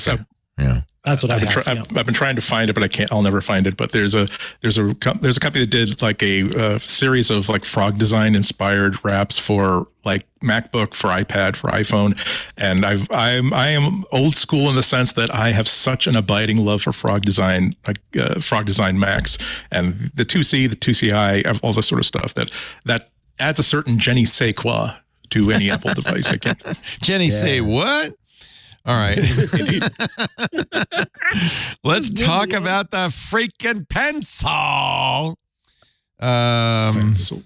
Sorry, we got wrapped up in our last conversation. It's so I'll tell you the truth. It's so confusing that Apple actually had to make a chart to show you all the different. There's 4 of them now, and so they made a chart on their website so you can figure out which pencil you want. There's the Pencil Pro, that's the new one, 2nd generation pencil, USB-C pencil, and 1st generation pencil. And it's not, and the problem is that this isn't like, oh, well, for extra features, for extra performance, you can get we have incompatible pencils for each. Yeah, you have to get the one that's right for the. And you can't, and the thing is, when I upgrade to the next iPad, I'm going to have to buy a new pencil to actually use it for a lot of situations. Sad. Yeah. That's a bummer. Yeah, it's messy. I agree that it's very messy. Yeah, it's not just like these are the features that I'd like to have, and I've got an iPad. No. You have to check all of that compatibility. It's still unclear whether this new Apple Pencil Pro features an ultra wideband chip inside. All we know is that it does Find My. Because we have that feature for the Apple TV remote. But that Find My is not using ultra wideband. It is just using Bluetooth signaling. So I would like to know, and maybe iFixit will end up telling us if there's ultra wideband in the Apple Pencil. Although, as Scooter X points out, there is no UWB chip in the new iPads Pro. Oh, so that's indicative, I would say. Yeah, it's a little tight in there, even though we did have a pretty good video of the inside of this. So new features are squeeze. You could squeeze it, and they're going to call it squeeze. I guess what that joins double tap, which is the feature that's already existed, the gesture that's already existed. Yeah, and it's not the best gesture. So now you have squeeze, which senses your squeeze and brings up a new palette, depending on the software you're using. Then there's squeeze is better, right? Because when I try to do the double tap, I'm reducing the sort of leverage that I have on the pencil when I double tap it. So I like this. I don't have to take my fingers off of it. I've seen people complain about double tap, that it's not working that well. Unwieldy. Unwieldy. That's a good word for it. Barrel roll, a new gyroscope. There's a gyroscope that allows you to rotate the pencil, which is really cool for calligraphy, but also for moving objects around and so forth. That's going to be neat, I think. Man, especially with a brush, that's going to be look at that. Hot. Yeah. The first thing that popped in my head when he did barrel roll is for practicing my kanji. Like it's very calligraphy. I mean, it is calligraphy to an extent, but it's very important that you get your stroke orders in a certain way because it can completely change what a character is. That's right. And so without that barrel roll, it's harder to tell. So this would be super psycho. When we did learn Chinese characters, it's the same exact thing, and you use a brush. There's no other way to do it. You use a brush, and the order you do it in, and the way you do it, and the stroke and so forth, absolutely contributes to the meaning. So. Yeah. That's because kanji is Chinese characters. Right. I know. It's the Japanese version, and it's a much poor vocabulary. Yeah, it's much. I don't know. I have no idea. Haptic feedback is cool. People were hoping there'd be a little buzz in the pencil. When you squeeze or double tap, you'll feel a light pulse, confirming the action. Yeah. Oh, is it actually going to light up though? I don't think so. That's just no, probably not. If it lights up, dump it in a bucket of sand, because that's the LiPo battery. That's unhappy. Hover is still there, so that's good, and the double tap is still there. So you have 3 new features. There's another nice little thing where developers can create like custom interactions, so that they can create their own kind of interface with how these things actually interact. So like whether the barrel roll will control brush angle of attack, or whether it will simply bring up like a tool palette they could simply scroll through. Like I'm really keen to see Apple try to extend the user interface into hardware, and this seems like an early way to actually try to do that. They mentioned that Procreate is one of the first that's going to actually take advantage of this. It's great because I'm always surprised to see. I support on Patreon a lot of artists. It's one of my favorite groups to support on Patreon, and oftentimes they will share all of their iPad Pro like tips with each other. And the number of times that you see these artists who have amazing experience with like traditional art tools, and their solution for a lot of different things on the iPad are to just keep doing it and erasing it and doing it and erasing it until you get the line you like or the gesture you like. The ability to have this level of control, even if they have to learn like new techniques and learn new ways of manipulating the pencil, that's a huge step forward. It's different. I mean, a Samsung Ultra has a stylus. It's not an Apple Pencil. Apple, with creating a new Apple Pencil this way, and the ways that artists can actually use it as an artist tool, is a good way to justify that extra expense. Apple, we didn't. Can I also say, I'm here on the East Coast. You guys are on the West Coast and farther away from that. I am so disappointed in myself that I did not come up with an East Coast, West Coast rap joke when we were talking about raps. I apologize for people who were thinking about that and expecting that and pounding the table, hoping for that to happen. I will try to do better. Next time. If you're out there, let us know you're out there, people who wanted that to happen. I would have loved it. I'd like to meet you. I forgot that we have Apple results to talk about too. Actually, there's some actual Apple news. One of the reasons I mention that is because the Apple results for iPad were particularly bad last quarter. 17% drop in sales, missing analysts' estimate. Maybe that's because we all kind of sense there'll be new iPads coming, or I don't know. It's been 3 years. Exactly. I think it was pent up expectations. I don't think anybody who's buying an iPad is necessarily buying them without knowledge of what's coming up in the future, or they're bulk buying them for schools. So I'm not too concerned about that. Numbers were. We'll probably get into this like more in depth next week when Jason comes by and can talk about his chart and graph-orama. But results were not that great across the board. The most interesting thing was, are we going to talk about the iPad, or should we save this for later? Save it. We have one more break. We'll do all the other Apple news in the next segment. How about that? I do want to make sure we got everything in from the event. We talked about the iPad Pros as an 11 and a 13. We talked about the Airs kind of peripherally. I think a big deal that the 10th generation iPad, nothing is now $349. That's now the base model. And that's the one where the people who only 128 gigs of storage or less and 8 gigs of RAM or less are going to buy it. That's for the restaurants. It's more of a consumption and a gaming device than a creation app. And a kiosk device. Yeah, that's a good point. It's a kiosk device, yeah. I just bought one at Christmas, and I have to say, after a while, when I was setting it up, I was a little bit jealous of the size and how light it was, and it just felt very nimble. So I still think it's a handy device. And I kind of was, strangely enough, thinking about going to get a mini, but I'll wait and see what happens, which happened the last time the mini came out. I was like, wait and see what happens. Wait and see. Yeah. Gurman's saying the new mini will be substantially improved. So it might be worth waiting to see what happens in the next generation. Although on top of everything else, so probably in anticipation of these price drops, Best Buy and others have dropped the price of the 9th generation iPad nothing to $249, which is one. That's not as cheap as a Fire tablet, but that's getting dangerously close to, oh sure, why not buy one for your kids, even though they're probably going to leave it on a bus or drop it. Yeah, $249. Yeah. That's fantastic. That's also where you can take one and like put it in a room where you use it. Okay, for instance, I always carry my Pro into the kitchen. It's a little big for the kitchen, but I carry it in the kitchen because often either watching something or a recipe or whatever.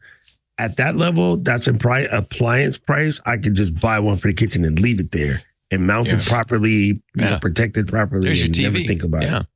We had, when we stayed at the Bellagio for the Formula One race in November, they had iPads in the room, and that was terrible. It was a terrible. And it was terrible. It was terrible. Don't put, you had to open the iPad to open the windows. It was that, just don't put that. Oh, it was the whole, everything was there. It was all there. And it was not them. And you couldn't just control any of it manually. No. That's annoying. You had to actually pay a 99-cent fee to open the windows, which is, not ideal. and the other thing is it's iPad isn't really designed to be in a bed chamber at night. It doesn't, unlike the phone, which has that nice sleep mode, the iPad just sits there and, so I put it under something and forgot about it. New versions of... Smothered it with a pillow. I did. I smothered it. Yep. New versions of Final Cut Pro and Logic Pro designed, it looks like, for these iPads. One of the new features in Final Cut Pro 2 for the iPad includes live multicam editing. Now, John Ashley, didn't we have live multicam editing in the big boy version on the desktop?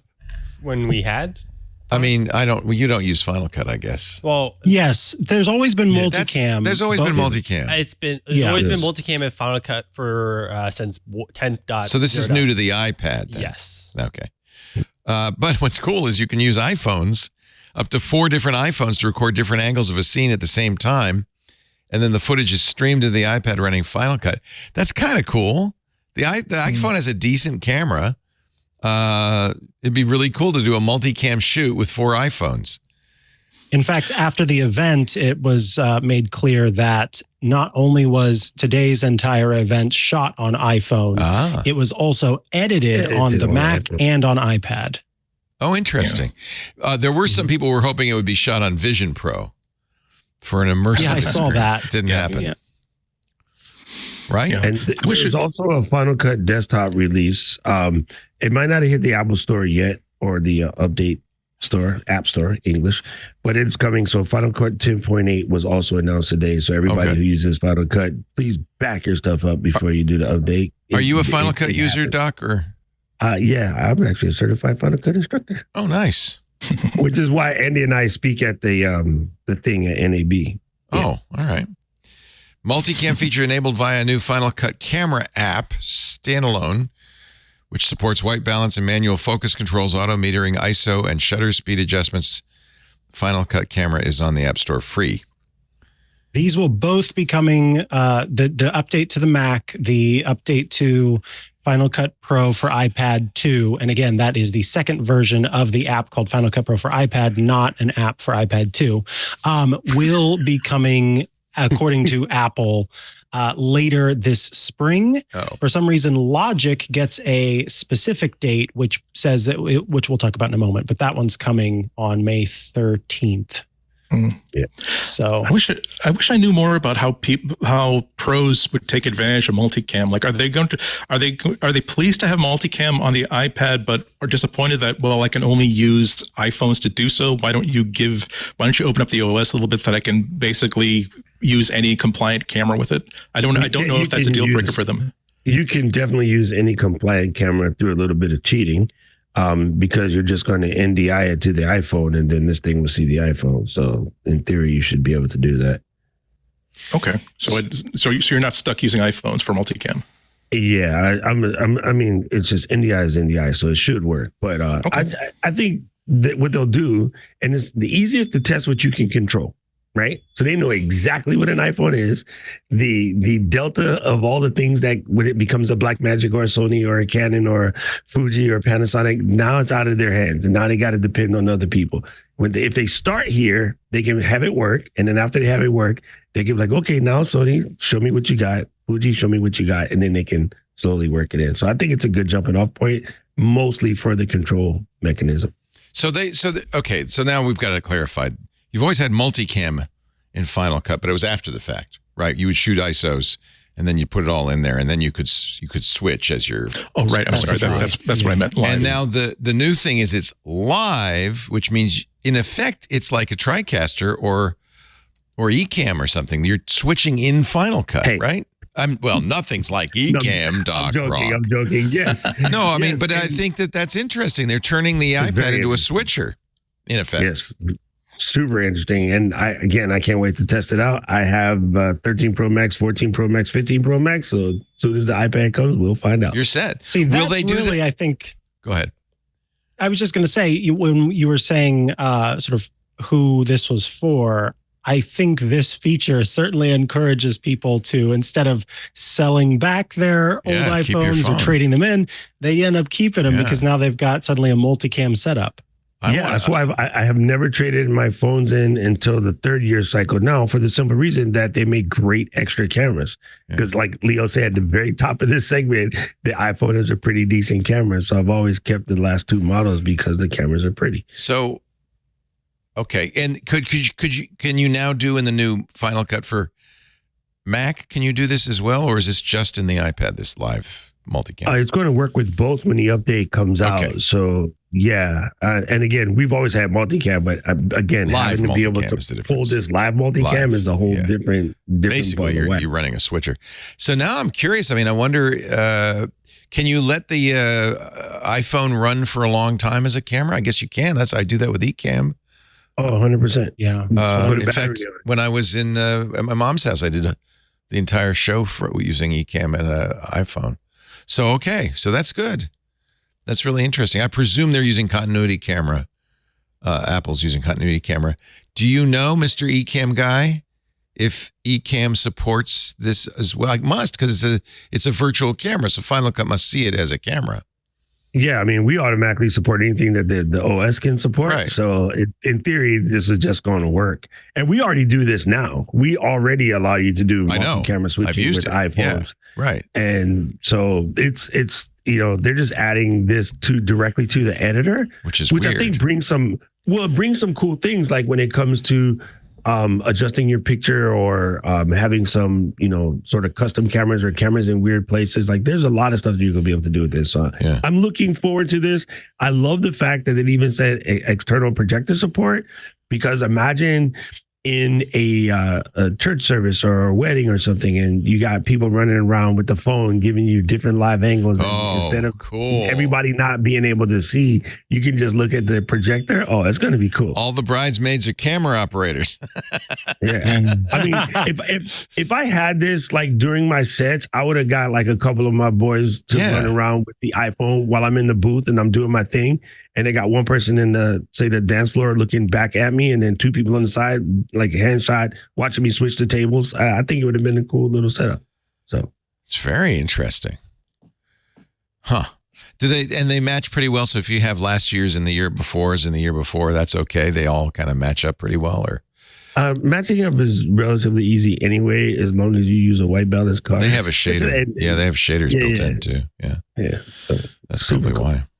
Logic Pro 2 has added a new feature they call it Stem Splitter, that splits the audio into separate tracks for different instruments. So you could unmix a song and then remix it. Yeah?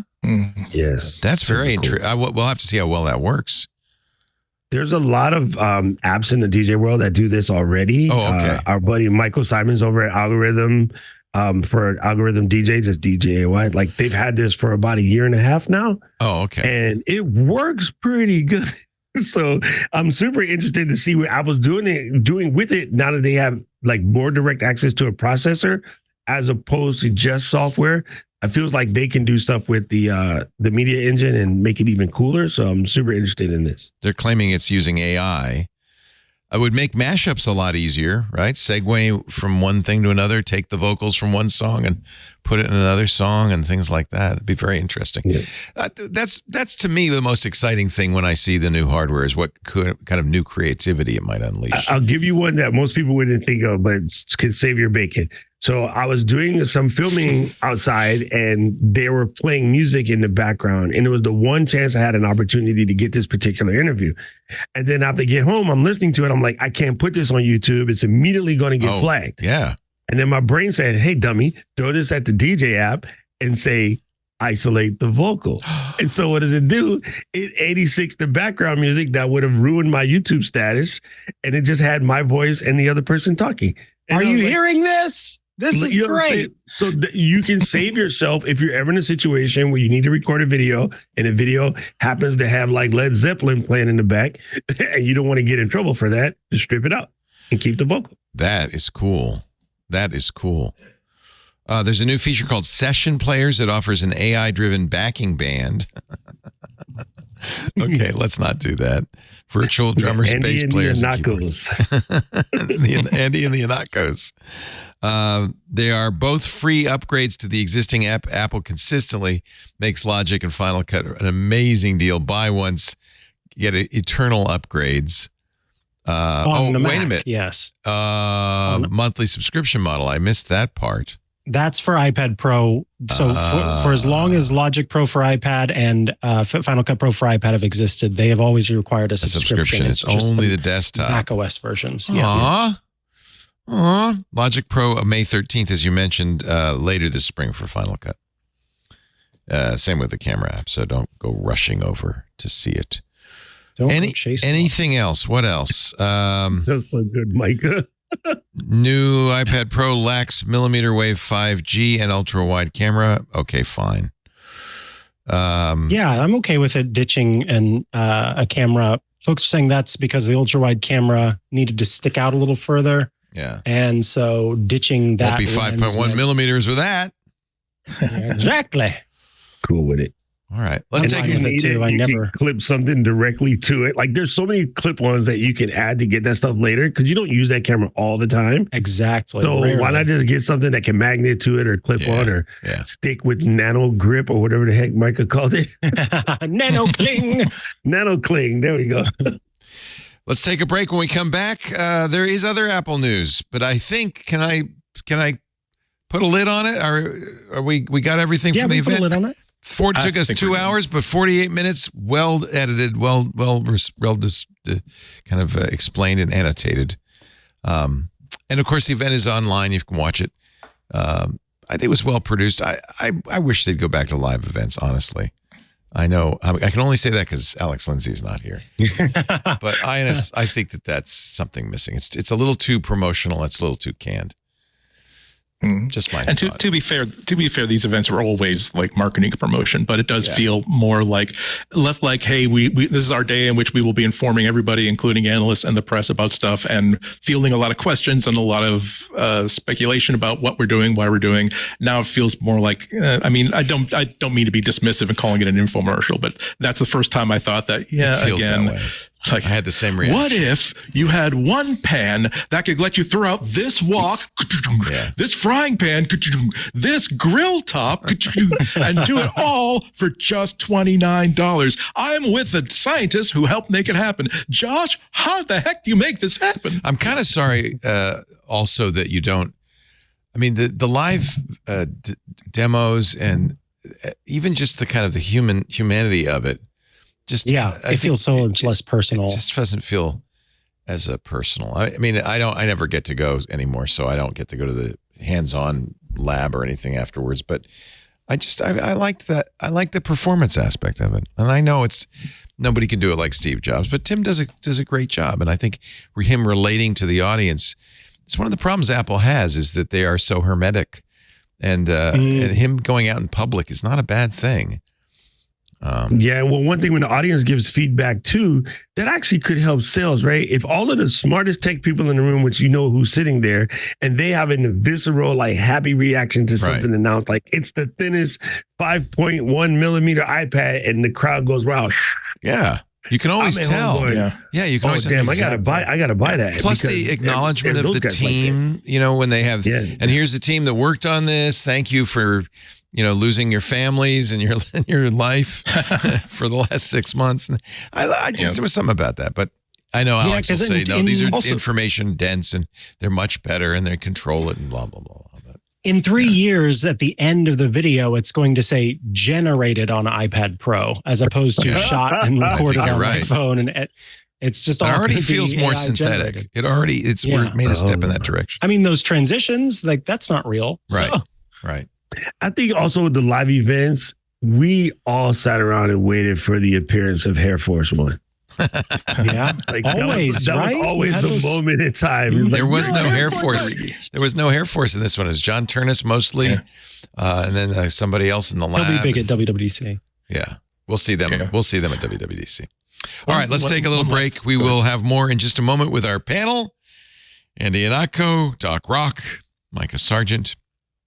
Our show today brought to you by Wix Studio. Now, I've only got a minute to tell you about Wix Studio. So this is the web platform for agencies and enterprises. Here in 60 seconds are a few things you can do from start to finish on Studio. Adapt your designs for every device with responsive AI. Expand Wix Studio's pre-made solutions with back-end and front-end APIs. Generate code and troubleshoot bugs with a built-in AI code assistant. Switch up the styling of hundreds of web pages, fonts, layouts, colors, all with a single click. Add no-code animations and gradient backgrounds right in the editor. Start a design library. Package your code and UI in reusable full-stack apps. Oh, one more big one, deliver everything your client needs in one smooth handover. All right, my time's up, but the list keeps on going. Step into Wix Studio and see for yourself. Go to wix.com/studio or click on the link on our show notes and you'll find out more. Wix.com/studio. Thank you, Wix, for making an amazing product and for supporting MacBreak Weekly. One of the biggest stories of the week, I thought, was the amount of money that Apple gives Google every year to be the default search engine. This came out in the DOJ versus Google trial, which is concluded. It was $20 billion in 2022. Huge amount of money. Now, that's a revenue share. So in a way, it also shows you how valuable that real estate is. Yeah. So the amount of money that Google gives Apple. What did I say? Apple gives Google? I apologize. Yeah. No. Wrong direction. That comes into Apple. In fact, that's a big part of their giant services revenue. Yeah, a huge chunk of it. And it's nice to get a real number. As you said, we have known that this is a deal that takes place, but to have that actually spelled out in such clear terms. And I think it was something, Leo, that you said during Ask the Tech Guys.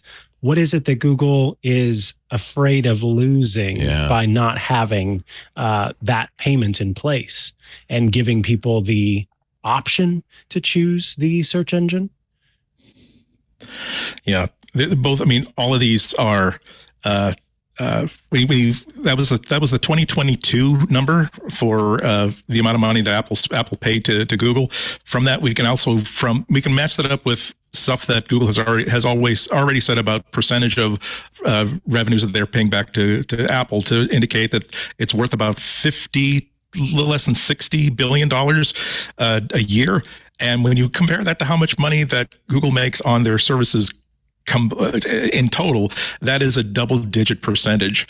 So it's not just Apple, but it's also Google that is tying so much of its fortunes and services to this one open checkbook. And if the Department of Justice decides to close that checkbook, that's a big deal for both companies. It was, in fact, one of the things that powered a successful services quarter for Apple. Apple did not have the best quarter, but this is always their down quarter. This is the quarter after the new iPhone comes out. So it's not surprising, but nevertheless, not a great quarter, except for services, which did quite well. A record number, according to Tim Cook in the analyst ad.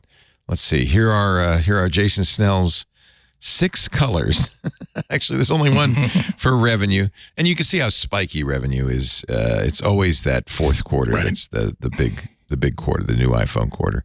I wonder though if these new iPads will move that needle. iPhone 51% of overall revenue, but look at services coming on strong, 26% now. We don't know exactly what chunk of that is Google, but it's a pretty hefty chunk. Yeah, again, it would be a double-digit percentage of services, and again, that number is 2 years old, so could go up, could go down. A lot of stuff remained flat. Wearables is down like 10 to 11%, which was kind of surprising to me. I think Macs are flat. I think their growth rate was down to like 1%.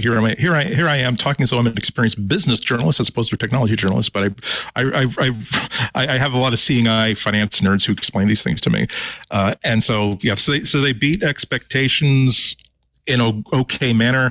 The stock wound up about 6 to 7 points, but mostly because they initiated their largest buyback in history. Like, so $110 billion in stock buybacks, along with an increase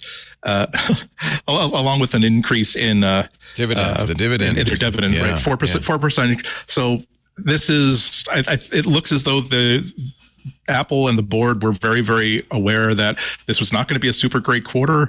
Also, that every other company like Google also announced a really, really hefty buyback just the week before in their earnings result.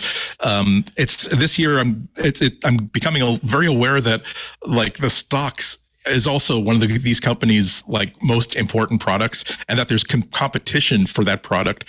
And so if other investors in the FANG companies and related companies are making a really, really attractive investment package, Apple has to sort of match that to keep all the money on the table. As we had mentioned, the revenue for iPads year over year was 17% down. It was really the worst iPad revenue since 2020. So not a great quarter for iPad, but maybe that'll all turn around now. It's going to be very interesting. And as you see, iPhone revenue down as well. Year over year revenue change down 10% for iPhone. This is why China is so important to Tim Cook these days. That's where the growth is happening. And look at the services revenue. It keeps on growing and growing and growing. Yeah. Tim was pleased to say, I think both in his main comments and in the Q&A, that the iPhone is still the hottest selling, still one of the 6 hottest selling phones in urban areas in China. It takes 4 of the 6 top slots, which sounds like a lot of qualifications, but they're very, very aware that all the analysts are looking at the same numbers that they are. Yeah. So they're trying to. I've really been looking forward to seeing like what kind of mentions of AI are going to happen here, because this is a good place for them to at least again increase confidence in the future of the company. There wasn't as much as I thought there would be, although maybe I was foolish to think that I wasn't expecting anything substantive. But Tim Cook explicitly parried it off, saying, "Well, we'll have a lot more. We're really excited about what we can do in AI. We will have more to say about that next month or soon or whatever." So they didn't want to talk about it. They did get one direct question at the end from one analyst who was asking, well, given that you're going to have to be investing so much money in AI, like how much is how is that going to affect like your future budgeting, your future numbers? And the answer came back that they feel as though they're investing quite enough. They did mention that, and again, I think I have the quote in front of me, that just during the last 5 years, we've spent more than $100 billion in research and development. So I think that's the first time we've gotten like an actual number on how much is spent specifically on R&D. How much of that was the Vision Pro is my question. How much of the Vision Pro? Or wasted on the Apple car, now that's dead. But they got to do it. It was kind of Jason Snell picked up on an interesting exchange between an analyst from Wells Fargo and Tim Cook. The analyst asked him to explain Apple's results, which said that iPhone sales were up in China with the independent research groups had said that Apple sales of the iPhone were falling apart in China. In fact, as you pointed out, Apple said the iPhone's doing well in urban China. Cook said, I can't address the data points. I can only address what our results are. And, we did accelerate last quarter. An iPhone grew in mainland China. So that's what the results are. I can't bridge to numbers we didn't come up with. To which Jason said, that's about as savage a shade throwing as you'll get on an Apple analyst call. I don't know why they're on about this. It's not as though Apple just paid $500 million in penalties to settle a shareholder lawsuit on exactly this issue about them misguiding the market on the effects of the Chinese market on iPhone sales. Oh wait, that actually did happen just a few months ago. Oh, okay. So you think that's why I was misremembering a little bit? I don't know.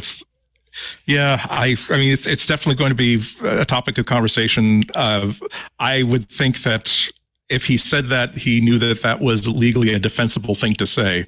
So, yeah. But yeah, exactly. Wouldn't say it if it wasn't something that could be said and held to. Yeah. But yeah, he was feeling that. I think Jason was right on the guidance. I was reading the transcript, and it does come across differently than Tim. Could you tell me about how the Vision Pro is helping to save lives with enterprise and in the operating theater? We're very glad to talk about that. Apple is mulling a potential partnership with Rivian. Now, I don't know what that means. Does it mean that fancy new CarPlay display will be part of the electric pickup truck? Not sure, but Digitimes says Apple's electric vehicle ambitions may not be over. Apple is, according to the story, assessing the possibility of teaming up with a certain U.S. EV startup, and Rivian is a very likely candidate. I don't know. That's just a rumor, something to watch. Yeah, it's just a supply chain rumor. So it could easily be like these companies, they're trying to make themselves look a lot more valuable to investors, saying, "Hey, look, we're in talks with Apple to have a big deal." Although, so I don't know if this is any juice to this whatsoever, but it does sound familiar to like what went on before the release of the iPhone, where Apple was not going to get the concessions that they wanted to get from the number one dog in the market. They weren't going to get that. They tried to get it from Verizon. They didn't. However, AT&T, who had some work to do to get new signups, were definitely willing to do what Apple wanted them to do to make the product that Apple wanted made. So that would be interesting to say if Rivian wanted to do a partnership with Apple to elevate its stock. Excuse me, it's not just its actual stock, but its reputation and its desirability. Especially now that there's a certain rust stain on the Tesla logo that a lot of people don't want to be involved in. I actually know 2 Tesla owners that did not. When they bought a new car, they explicitly did not buy a Tesla because they did not want to be seen as someone driving Tesla. So they didn't want to support Elon Musk even indirectly. We're seeing bumper stickers around town that says, "I bought this on Teslas. I bought this before and we knew Elon was crazy." Things like that. By the way, speaking of rumors, John Gruber at Daring Fireball does give a pretty big props to Mark Gurman's last-minute M4 scoop. He says it might be the greatest rumor scoop in recent memory. He was right. He was right. There was an M4 iPad. Let's see, what other stories have we got to cover here? I'm going to wait until Jason's back next week to talk about this. He did a great article. Actually, it was Dan Morin, so maybe we don't have to wait. I don't know. Did you see and I can't play it because Apple will take us down. I used this. You used this recently. The precision finding. Yeah, Jason's used it too. It's pretty cool. The idea is you can narrow it down and kind of beep, beep, beep, beep, beep, home in on your friends. And it was a great ad. It's a very good ad. A bunch of Boba Fett's at a cosplaying at a Comic-Con. And of course, it's a little hard to find your Boba Fett in a group like that. It was very funny. I thought it was great. But what Dan Morin points out is there are a lot of Star Wars references in the ad. The Princess Leia's cell number is seen twice. The 1138 is seen as a pair of apartment building numbers. The Death Star trash compact number is a phone number on an ad. And the bus number 3720 are the odds of successfully navigating an asteroid field. Never give me the odds. I love that. So for folks who don't know about this precision finding, it's basically like AirTag, but it is, as Leo pointed out, with the people that you know. So if you and the people that you know who have Find My are using an iPhone 15 or 15 Pro, then you are able to use precision finding. And essentially, it lets you narrow in using ultra wideband to the person that is around you. And it's very handy when you are in a location that has a lot of people in it or a lot of things in the way, and you can't quite find who you're looking for. And of course, yes, this was the perfect time to show it because you've got a bunch of people in Boba Fett masks. Which group is your group? And being able to narrow in on your group was great. It's a delightful at NAB, because what we did was when we would split up, we had a group that was sharing location for each day. And it was easy to find because in some cases, there'll be like a giveaway going on in one of the booths, right? And so that booth is just swamped with bodies. And I'm trying to find, one of the people that I was with. And I didn't realize that it was on. And then she had hers on. And then I literally saw you're 30 feet away or, getting closer. And you can hear the beep, beep, beeps. And yeah, it was easy to spot. So yeah, it does work. It works really well. In a place like NAB, where there's a metric 1,000 tons of signal flying around, very helpful. Really? It worked even there. That's pretty cool. Yeah, it totally that's pretty cool. Okay, I think that's, let's see. I think that's everything. Oh, there was one story we didn't mention in the Wall Street Journal. Apparently, Apple is considering building AI chips for data centers. I think we peripherally mentioned it at the beginning of the show. Project AC-DC. Yeah, Bloomberg's Mark Gurman had a lot to say about this, basically kind of saying, nah. Really? Nah, bruh. Yeah, it was interesting. Nah, bruh. Well, that's interesting. That Aaron Tilley and Yang Jie are the authors in the Wall Street Journal. A little battle amongst the rumor mongers. Indubitably. Yeah. And in our Vision Pro segment this week. None of you have it. Do you have a Vision Pro, Doc Rock? Yes, fully loaded. Anything to say about it? You're our segment this week. I still use it. There's some things that I'm still, waiting for. That I wish they would hurry up and not get exactly there. A sterling endorsement. I still use it. Everyone swears that, people who got it, no one's really using it anymore or whatever, but I use it all the time. Good. And yes, do I use it for absorbing my content? Yes, but primarily what I use it for is I use it to calm the brains down, and I'll bust a DJ set out with. I love it. The DJ. It's so much fun, and that is my calming nature. And I did travel with it once. It looks really stupid on the plane, but it was really nice. Did you wear it the whole time? Almost the whole time. I had to stop to eat and do things like that, but I got 2 batteries, so it was just long enough for an LA flight. And thanks to Micah, here is Mark Gurman's subtweet. That's what you call it, right, Mark?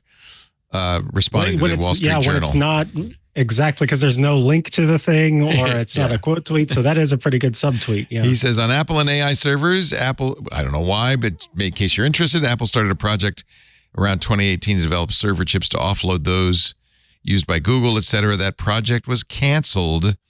I don't believe Apple would make its own AI server chips because of cost, lack of a differentiator, and the on-device nature of its LLM.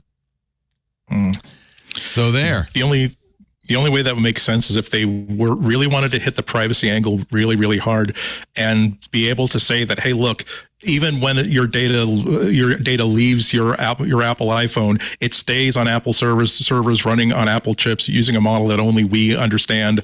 And we actually our privacy policy says that we never actually take a look at it. And we'll never use it to train any other AI for any other reason. But that the leap to manufacturing your own AI chips that are competitive with what everyone else is going to have, and also building out enough compute farms with all the energy it's going to consume. What is that going to do to their green energy promises? Yeah, I have no inside information, obviously, but I'll believe it when I actually see it. Ladies and gentlemen, let's pause, the pause that refreshes. And when we come back, may I ask you, Doc Rock, Micah Sargent, and Andy Anako for your picks of the week. But don't go anywhere, Doc Rock, because our ad today is for Ecamm, the leading live streaming and video production studio built for Mac. Now, I think I probably got introduced to Ecamm by you, Doc Rock, or maybe by you, Micah Sargent, because I know you use it and have used it for a long time. And I kind of thought when I first encountered it, and as I've used it more and more, I wish this had been around when we started Twit 20 years ago. We wouldn't have had to buy all this expensive equipment. We could have just done it with Ecamm. Whether you're a beginner or an expert, Ecamm is here to elevate your video production. Ecamm Live includes support for multiple cameras. Yes, already. They've always had it. And screen sharing. The live camera switcher, sound familiar? Also lets you direct your show in real time. You can add logos, titles, lower thirds, graphics, share your screen, drop in video clips, bring on interview guests, use a green screen. In short, everything you would ever want to do with a live video production. And you could do it all on your Mac. I was really pleased, Doc, when they announced Ecamm for Zoom. In fact, I've been kind of saying for some time, I wish Ecamm were available for Zoom because I'd like all those features in my Zoom calls. My Zoom presentations. They went into public beta testing just a couple of weeks ago. You can automatically send Ecamm Live's audio and video output right into a Zoom meeting or a Zoom webinar or a Zoom event. You can create individual participant audio and video recordings during a live stream or recording. You can add Zoom chat messages right into the meeting broadcast and recording as text overlays and more. Check it out, ecamm.com/Zoom. This is huge. Join the thousands of worldwide entrepreneurs, marketing professionals, podcasters, educators, musicians, and yes, us. Micah and I both use it, and I bet Doc uses it once in a while. I think he's even on the lower third right there.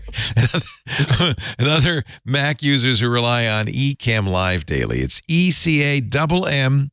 Get 1 month free when you subscribe to any of Ecamm's plans. Visit ecamm.com/twit, the promo code TWIT at checkout. ECAMM, ecamm.com/twit. I know how I found out about Ecamm, Doc. They did some other software first. Was it an iPhone? Oh, man. The first one would be Printopia back in the day. Printopia. When we used to cruise Macworld, that wall against the wall. So I would come to the backstage to listen to you and Andy and Gruber, whoever's on the panel. You guys are talking. And at the end, because you're already back there, you would just go to that back wall and they would be back there with Printopia. Phone View. That's the one I was thinking of. Skype call recorder, which we all used because that call was recorder for call Skype. Recorder. And then, believe it or not, the first program way back in '99 was before when iChat was a thing. You had camera tricks, and so you had eyeglasses, which would let you do crazy things with your webcam when all we had was a little Connectix. The little golf ball. Right. Yeah. Right. So then they got Sherlocked by Apple, of course, because Apple added the little fish bowls and everything into, iChat. So yeah, been around since 1999. Really sharp programmers. That's how I found out about Ecamm, because I used Phone View and I was going to the website and I saw this new thing that they were doing, Ecamm. And I think I've been recommending it ever since. Thank you, Ecamm, for supporting the show. And we support you right back, as we have for a long time. Ecamm Live. Find out more at ecamm.com/twit. And what is your title at Ecamm? Are you their creator type? Or? Well, I was community manager, but now I'm director of strategic partnerships. Whoa! You got a big promotion. I think you need a bow tie now. Finding places like Twit that will run our ads. Oh, nice. Let my melon head be in the bottom corner. But like we work closely with Shure and Rode and some other companies now, because I just want our users to have the best experience and not buy gear that doesn't match. So I'm like, let me go make connections with companies directly, and that's how we get Ecamm for Zoom. Well, give us a pick. Give us a pick here. Oh, I got one for you. Like, listen, this one, I've been traveling a lot, like I mentioned recently. And maybe even if you weren't traveling, this might even be cool for the house, but you need a switch. I picked the Barrel AX. It also has a lovely title like the GL-MT 3000. Oh, my God. Wasn't this what we recommended Sunday on Ask the Tech Guys? Yes. Oh, my God, funny. Fam. I just traveled and I was in a hotel in Portsmouth, New Hampshire. I'm still getting used to your names. Portsmouth, New Hampshire. And when in doubt, drop a few vowels. It's always safe. Pop it in, and the capture page for Bonvoy pops up. And then it gives me full access to that, but I'm not limited to now hotels are cute. Oh, you get 2 devices. I'm like, yo, my shoes are wired. What the heck am I doing? You only two devices, right? So this thing will let you get like 170 devices or something. But what makes it cool is a lot of times your reach out isn't just to the internet. Your reach out is the devices internally. Right. So if you're connected to the hotel's Wi-Fi and you're trying to capture, say, photos from your camera to your iPad or from your iPad to your computer, you're going to be stuck at that speed. By this guy connecting and it being Wi-Fi 6, the 15 Pro Max sending pictures to the iPad or the Sony sending pictures to the iPad is much quicker because you have everybody has Wi-Fi 6. And you got your own little Wi-Fi 6. Trust me, the hotel is on Wi-Fi negative. So it's glorious. It does all kind of crazy things. It has WireGuard. It has VPN. You can cascade VPN. Like it's really hard to describe, but it's quite amazing. You can even slap an SSD on the back of it. So if we were all traveling together and I had this network and say our rooms were sort of consecutive, I could be like, all right, fellas, we're going to take all these pictures of NAB. Everybody drop the pictures into this one folder. So cool. And okay, so that's real nice. Yeah, it's crazy. If you know WRT, you kind of know what it can do, but it's a dope implementation. It's super inexpensive. And I fell in love with this thing. It is literally one of the coolest things. We thought this might be the answer to the question our caller had. Let me ask if this would work. He had a hotspot he was up in Alaska, from his carrier, but of course the hotspot only let him use one device, right? And so I said, well, maybe if you got this, you would join the hotspot with this barrel, and then it could be your router that talks to every other device in the house. You could use it as your home router. 100%. Okay. As a matter of fact, you could take the hotspot and plug it into the USB port, and then it's even faster than its hotspot wired to wire. Wireless to wireless is one thing, but most hotspots you can plug directly. You can tether the phone. So what you're actually able to do with this is plug in the external hotspot and connect to the hotel and bond. Yeah. You can do bonded? Uh-huh. Wow. You can run Speedify directly on this guy because it's WRT. WRT. I mean, it's a Linux box. That was one of the reasons I liked it. It supported a WRT. Dude, and for $80, I mean, come on, or 90, whatever. It's super good. Now you're going to get confused because there's 2 models that are similar, kind of side by side. The reason why I got this one as opposed to the Slate is this one has the newest up to 300 megabytes per second, whereas the Slate is only 170. But either one of them would be good. They both have very similar things. It was something about the Wi-Fi 6 built in this one that just did it for me. Very nice. That's kind of a coincidence. The Barrel AX from gl.inet. And it's available on Amazon for $86.90. Good pick. And I'm glad that we got the answer right on that. Yeah, me too. Micah, what's your pick this week? So I wanted to share this one because Instagram got me, Leo. I was scrolling gets me through every Instagram. night. Oh my God. And they must know that I have a dog that has a dual coat. So if you have a pet and your pet is a shedder, but particularly if they have a dual coat, which means they've got this kind of nice, smooth overcoat, and then underneath is this soft, fluffy. Basically, one of my dogs, Henry, his whole existence is just to make hair. I put food in and hair comes out. He's this tiny dog, and yet within a week, there's so much hair. It's ridiculous. And so I think Instagram knows this, probably knows that I can make like entire Henrys out of the hair that he produces in a week. And I came across what they called a steaming pet brush, but it is not actually steam. What it uses is a little piezo transducer to kind of mist. So it's like an atomizer, and by virtue of it being wet, it kind of helps to clump the hair that you were brushing out. And so you can charge this. It is micro USB, but who cares? And it takes a second to charge. You put water into it. You can even put essential oil into essence. Yeah, you can put some like essential oil into it, as long as you check that your pet is not allergic, of course. Yeah. You brush, and then it collects it all, instead of what happens where I'd just be petting him and there would be hair coming off. This has been great, and I just had to share it because, again, Instagram got me. I saw this on there and I immediately was like, what? I need to have this thing. But I'm very happy with it. Henry, not so much, because he doesn't like the sound that the Mister makes, but too bad, because it's great. And then I did want to mention the rock paper pencil that we talked about earlier from AstroPad. So I did put it on the device, and oh wow, you did that during the show? You put it on? Yeah, because it has the static cling thing is no joke. So I can easily cool. They put kind of 2 spots on there where you can lift it. Yeah. And so, yeah, they're like little tabs. And then, well, now there we go. So it comes off and then it can go back on very easily, and it just static clings on there. And the Apple Pencil tip that it comes with will be difficult to see with this, but it's essentially like a little metal nib. Like a ballpoint pen tip, it says. Yes, exactly. I am quite impressed with the kind of bite that it has. It's quite nice. So if you have been looking for an easy to remove way to take notes on your iPad, this might be what you're looking for. It's $40.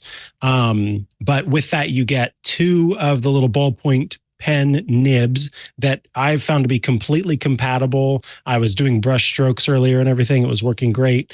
And then the cover itself that has that static cling so that it can come off and go back on. So yeah, AstroPad's rock paper pencil. And they say they're going to have a version for the new iPads coming soon. So very nice. Thank you, Micah. 2 picks for the price of 1. Mr. Andy Anako, pick of the week. I've been experimenting with like ambient sound apps, this kind of thing where like the kind of things that basically all it plays is like rain sounds, and all these different apps have all kinds of different colorful ways to describe it. Oh, it's Amazon rainforest at the Neolithic age, and a spring barley field, like just wheat, wind weeping through wheat, fields of wheat. Breath of lavender. I was going to say breath of lavender. Yes. And I've actually been kind of liking them. I've started using it on my smart speaker because it has those features built in. And I'm looking at them on different mobile apps. I've been liking an app called Portal. You can find it at portal.app. And this is super, super fancy, super, super Mac-like, super, super like, hippie, crunchy sort of thing where it has not only like about 50 different environments, but also like ultra HD like video of the wheat field and of the rainforest. It'll actually it has some of them are in spatial audio. It'll connect to like your smart lighting, so that like while you're enjoying the thunderstorm, like the lighting will change to like a thunderstormy sort of lighting. I don't know.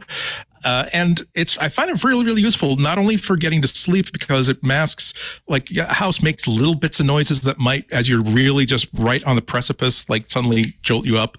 And now you can't, like, you just lost a half hour of sleep time. It will even all that sort of stuff out. I have a little bit of tinnitus in one of my ears, and that doesn't distract anymore.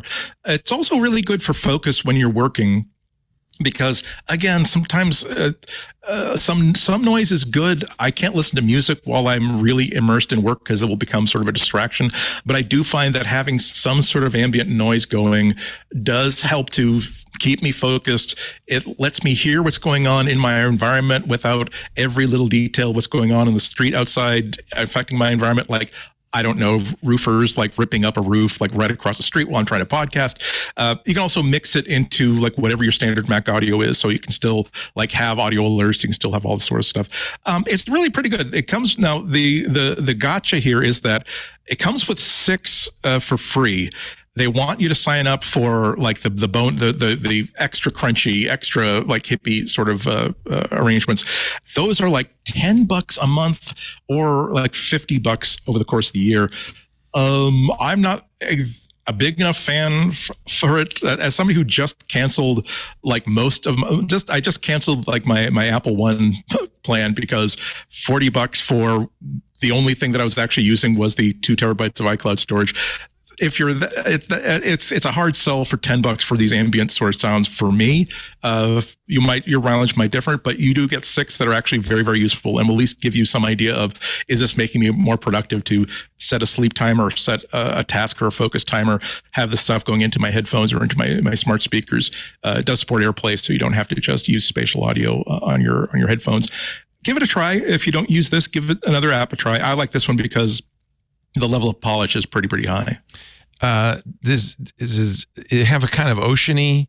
Is this one the Bottleac Mines in the UK an oceany sound? Because we like to have oceans while we sleep. Let's see. They've got Amadablam. The mines being oceany. The mines. It's the Bottleac Mines in the UK. I don't think you get ocean. You get Amazon thunderstorm from Brazil. You get people redwood hitting national rocks. You gotta jump down. Spring on chorus. I sleep well to that kind of chain gang melody. It is portal.app. PORTAL. Dot app. Thank you very much. So some of these apps are pretty weird. I will say this: the one that I use on my Android phone has so many. One of them includes like library. One of them includes coffee shop. So if you just want the ambient noise of people making noise around you, if you're lonely, if that's what's going to do it for you, they're not going to judge. Nice. They'll give you what will help.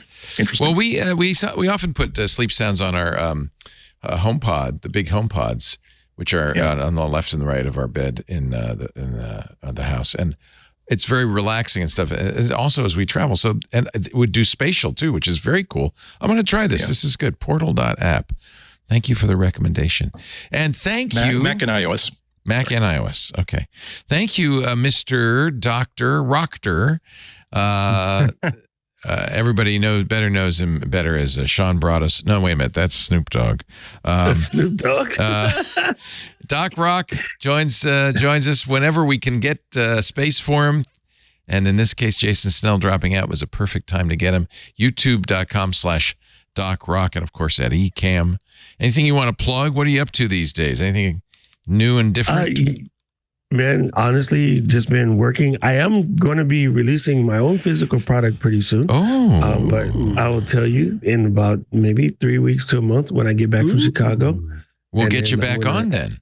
That's great. Andy, what kind of pizza I should get when I'm in Chicago? Oh, I mean lasagna, because that's what you guys make. It's not really pizza as a New Yorker. Bread bowl, yeah. Okay. But yeah, so I'll let you know. It's very close. I'm just in my last yelling back and forth with the manufacturer, but yeah, it's gonna be so exciting. That's fantastic. Wow. Congratulations. Thank you. Always great to see you. Thank you, Doc. Thanks to Micah Sargent too. Mike will be he was just on with iOS today. If you're a club member, you can listen to that right now. If you're a club member, you can see it even right now. Actually, you don't have to be a club member to listen, just to see it. The video is for the club. And he'll be back day after tomorrow for Tech News Weekly. And of course, with Ask the Tech Guys on Sunday. And I am going to. And I'll be back soon with my own misting pet brush that I'll be launching. Oh, shoot. I just told you all. The Micah Sargent misting pet brush.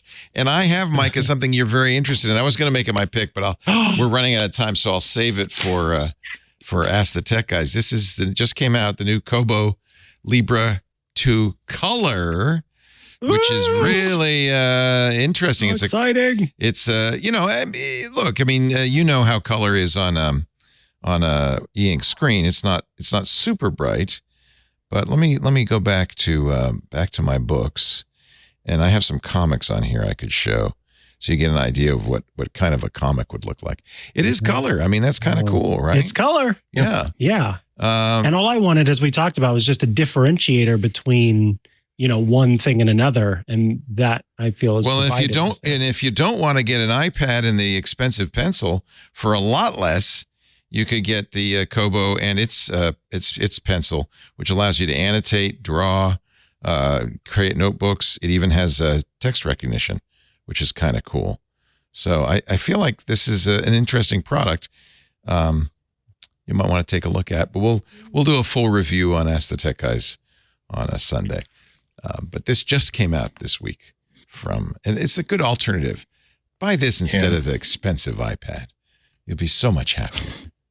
No, I don't think so. But your bank will thank you. Your bank will thank you. That's for sure. Thank you, Andy Anako, GBH Boston. You were on last week. Yep. That's available on the archives, right?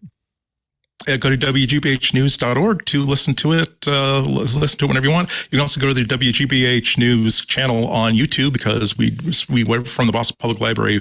Awesome video studios, so you get to see me in my respectable geek cosplay, as I like to refer to it. Well, great. We'll see you next week. Jason will be back. I think Alex will too for another MacBreak Weekly. We thank our club members for making this show possible. Without you, I don't know if we'd be able to keep the lights on here at the Twit Brickhouse Studios. We are at this point now where the club is really paying pretty much the entire salary for all of our staff members. And so we thank you very much, club members. If you're not a member, $7 a month, great benefits, ad-free versions of all the shows, video of all the shows, even the ones that are audio only in public. We also have great events. In fact, tomorrow, or day after tomorrow, I'm making a brisket, and you're invited over to the Laporte House because we're going to do a watch party of Fritz Lang's 1927 classic silent film Metropolis, which really was a precursor for a lot of modern sci-fi, and it'll be a lot of fun. I'm going to make queso. The only reason I'm making queso is because Lisa and Debbie went to Costco yesterday and bought a bag of tortilla chips bigger than me, and so we got to have something to dip it in. So I'll make some queso for that to go with the brisket, and then I'm going to make Odocta's macaroni and cheese. So come on over, and if you can't, join us in the club because we'll stream it live in the Club Twit Discord. That's another benefit. $7 a month. That's all it is. Twit.tv/clubtwit. Thanks to our talented team for making this possible. Thanks to you for watching. It is now, I am sorry to say, my sad and solemn duty to tell you, get back to work. Break time is over. We'll see you next time.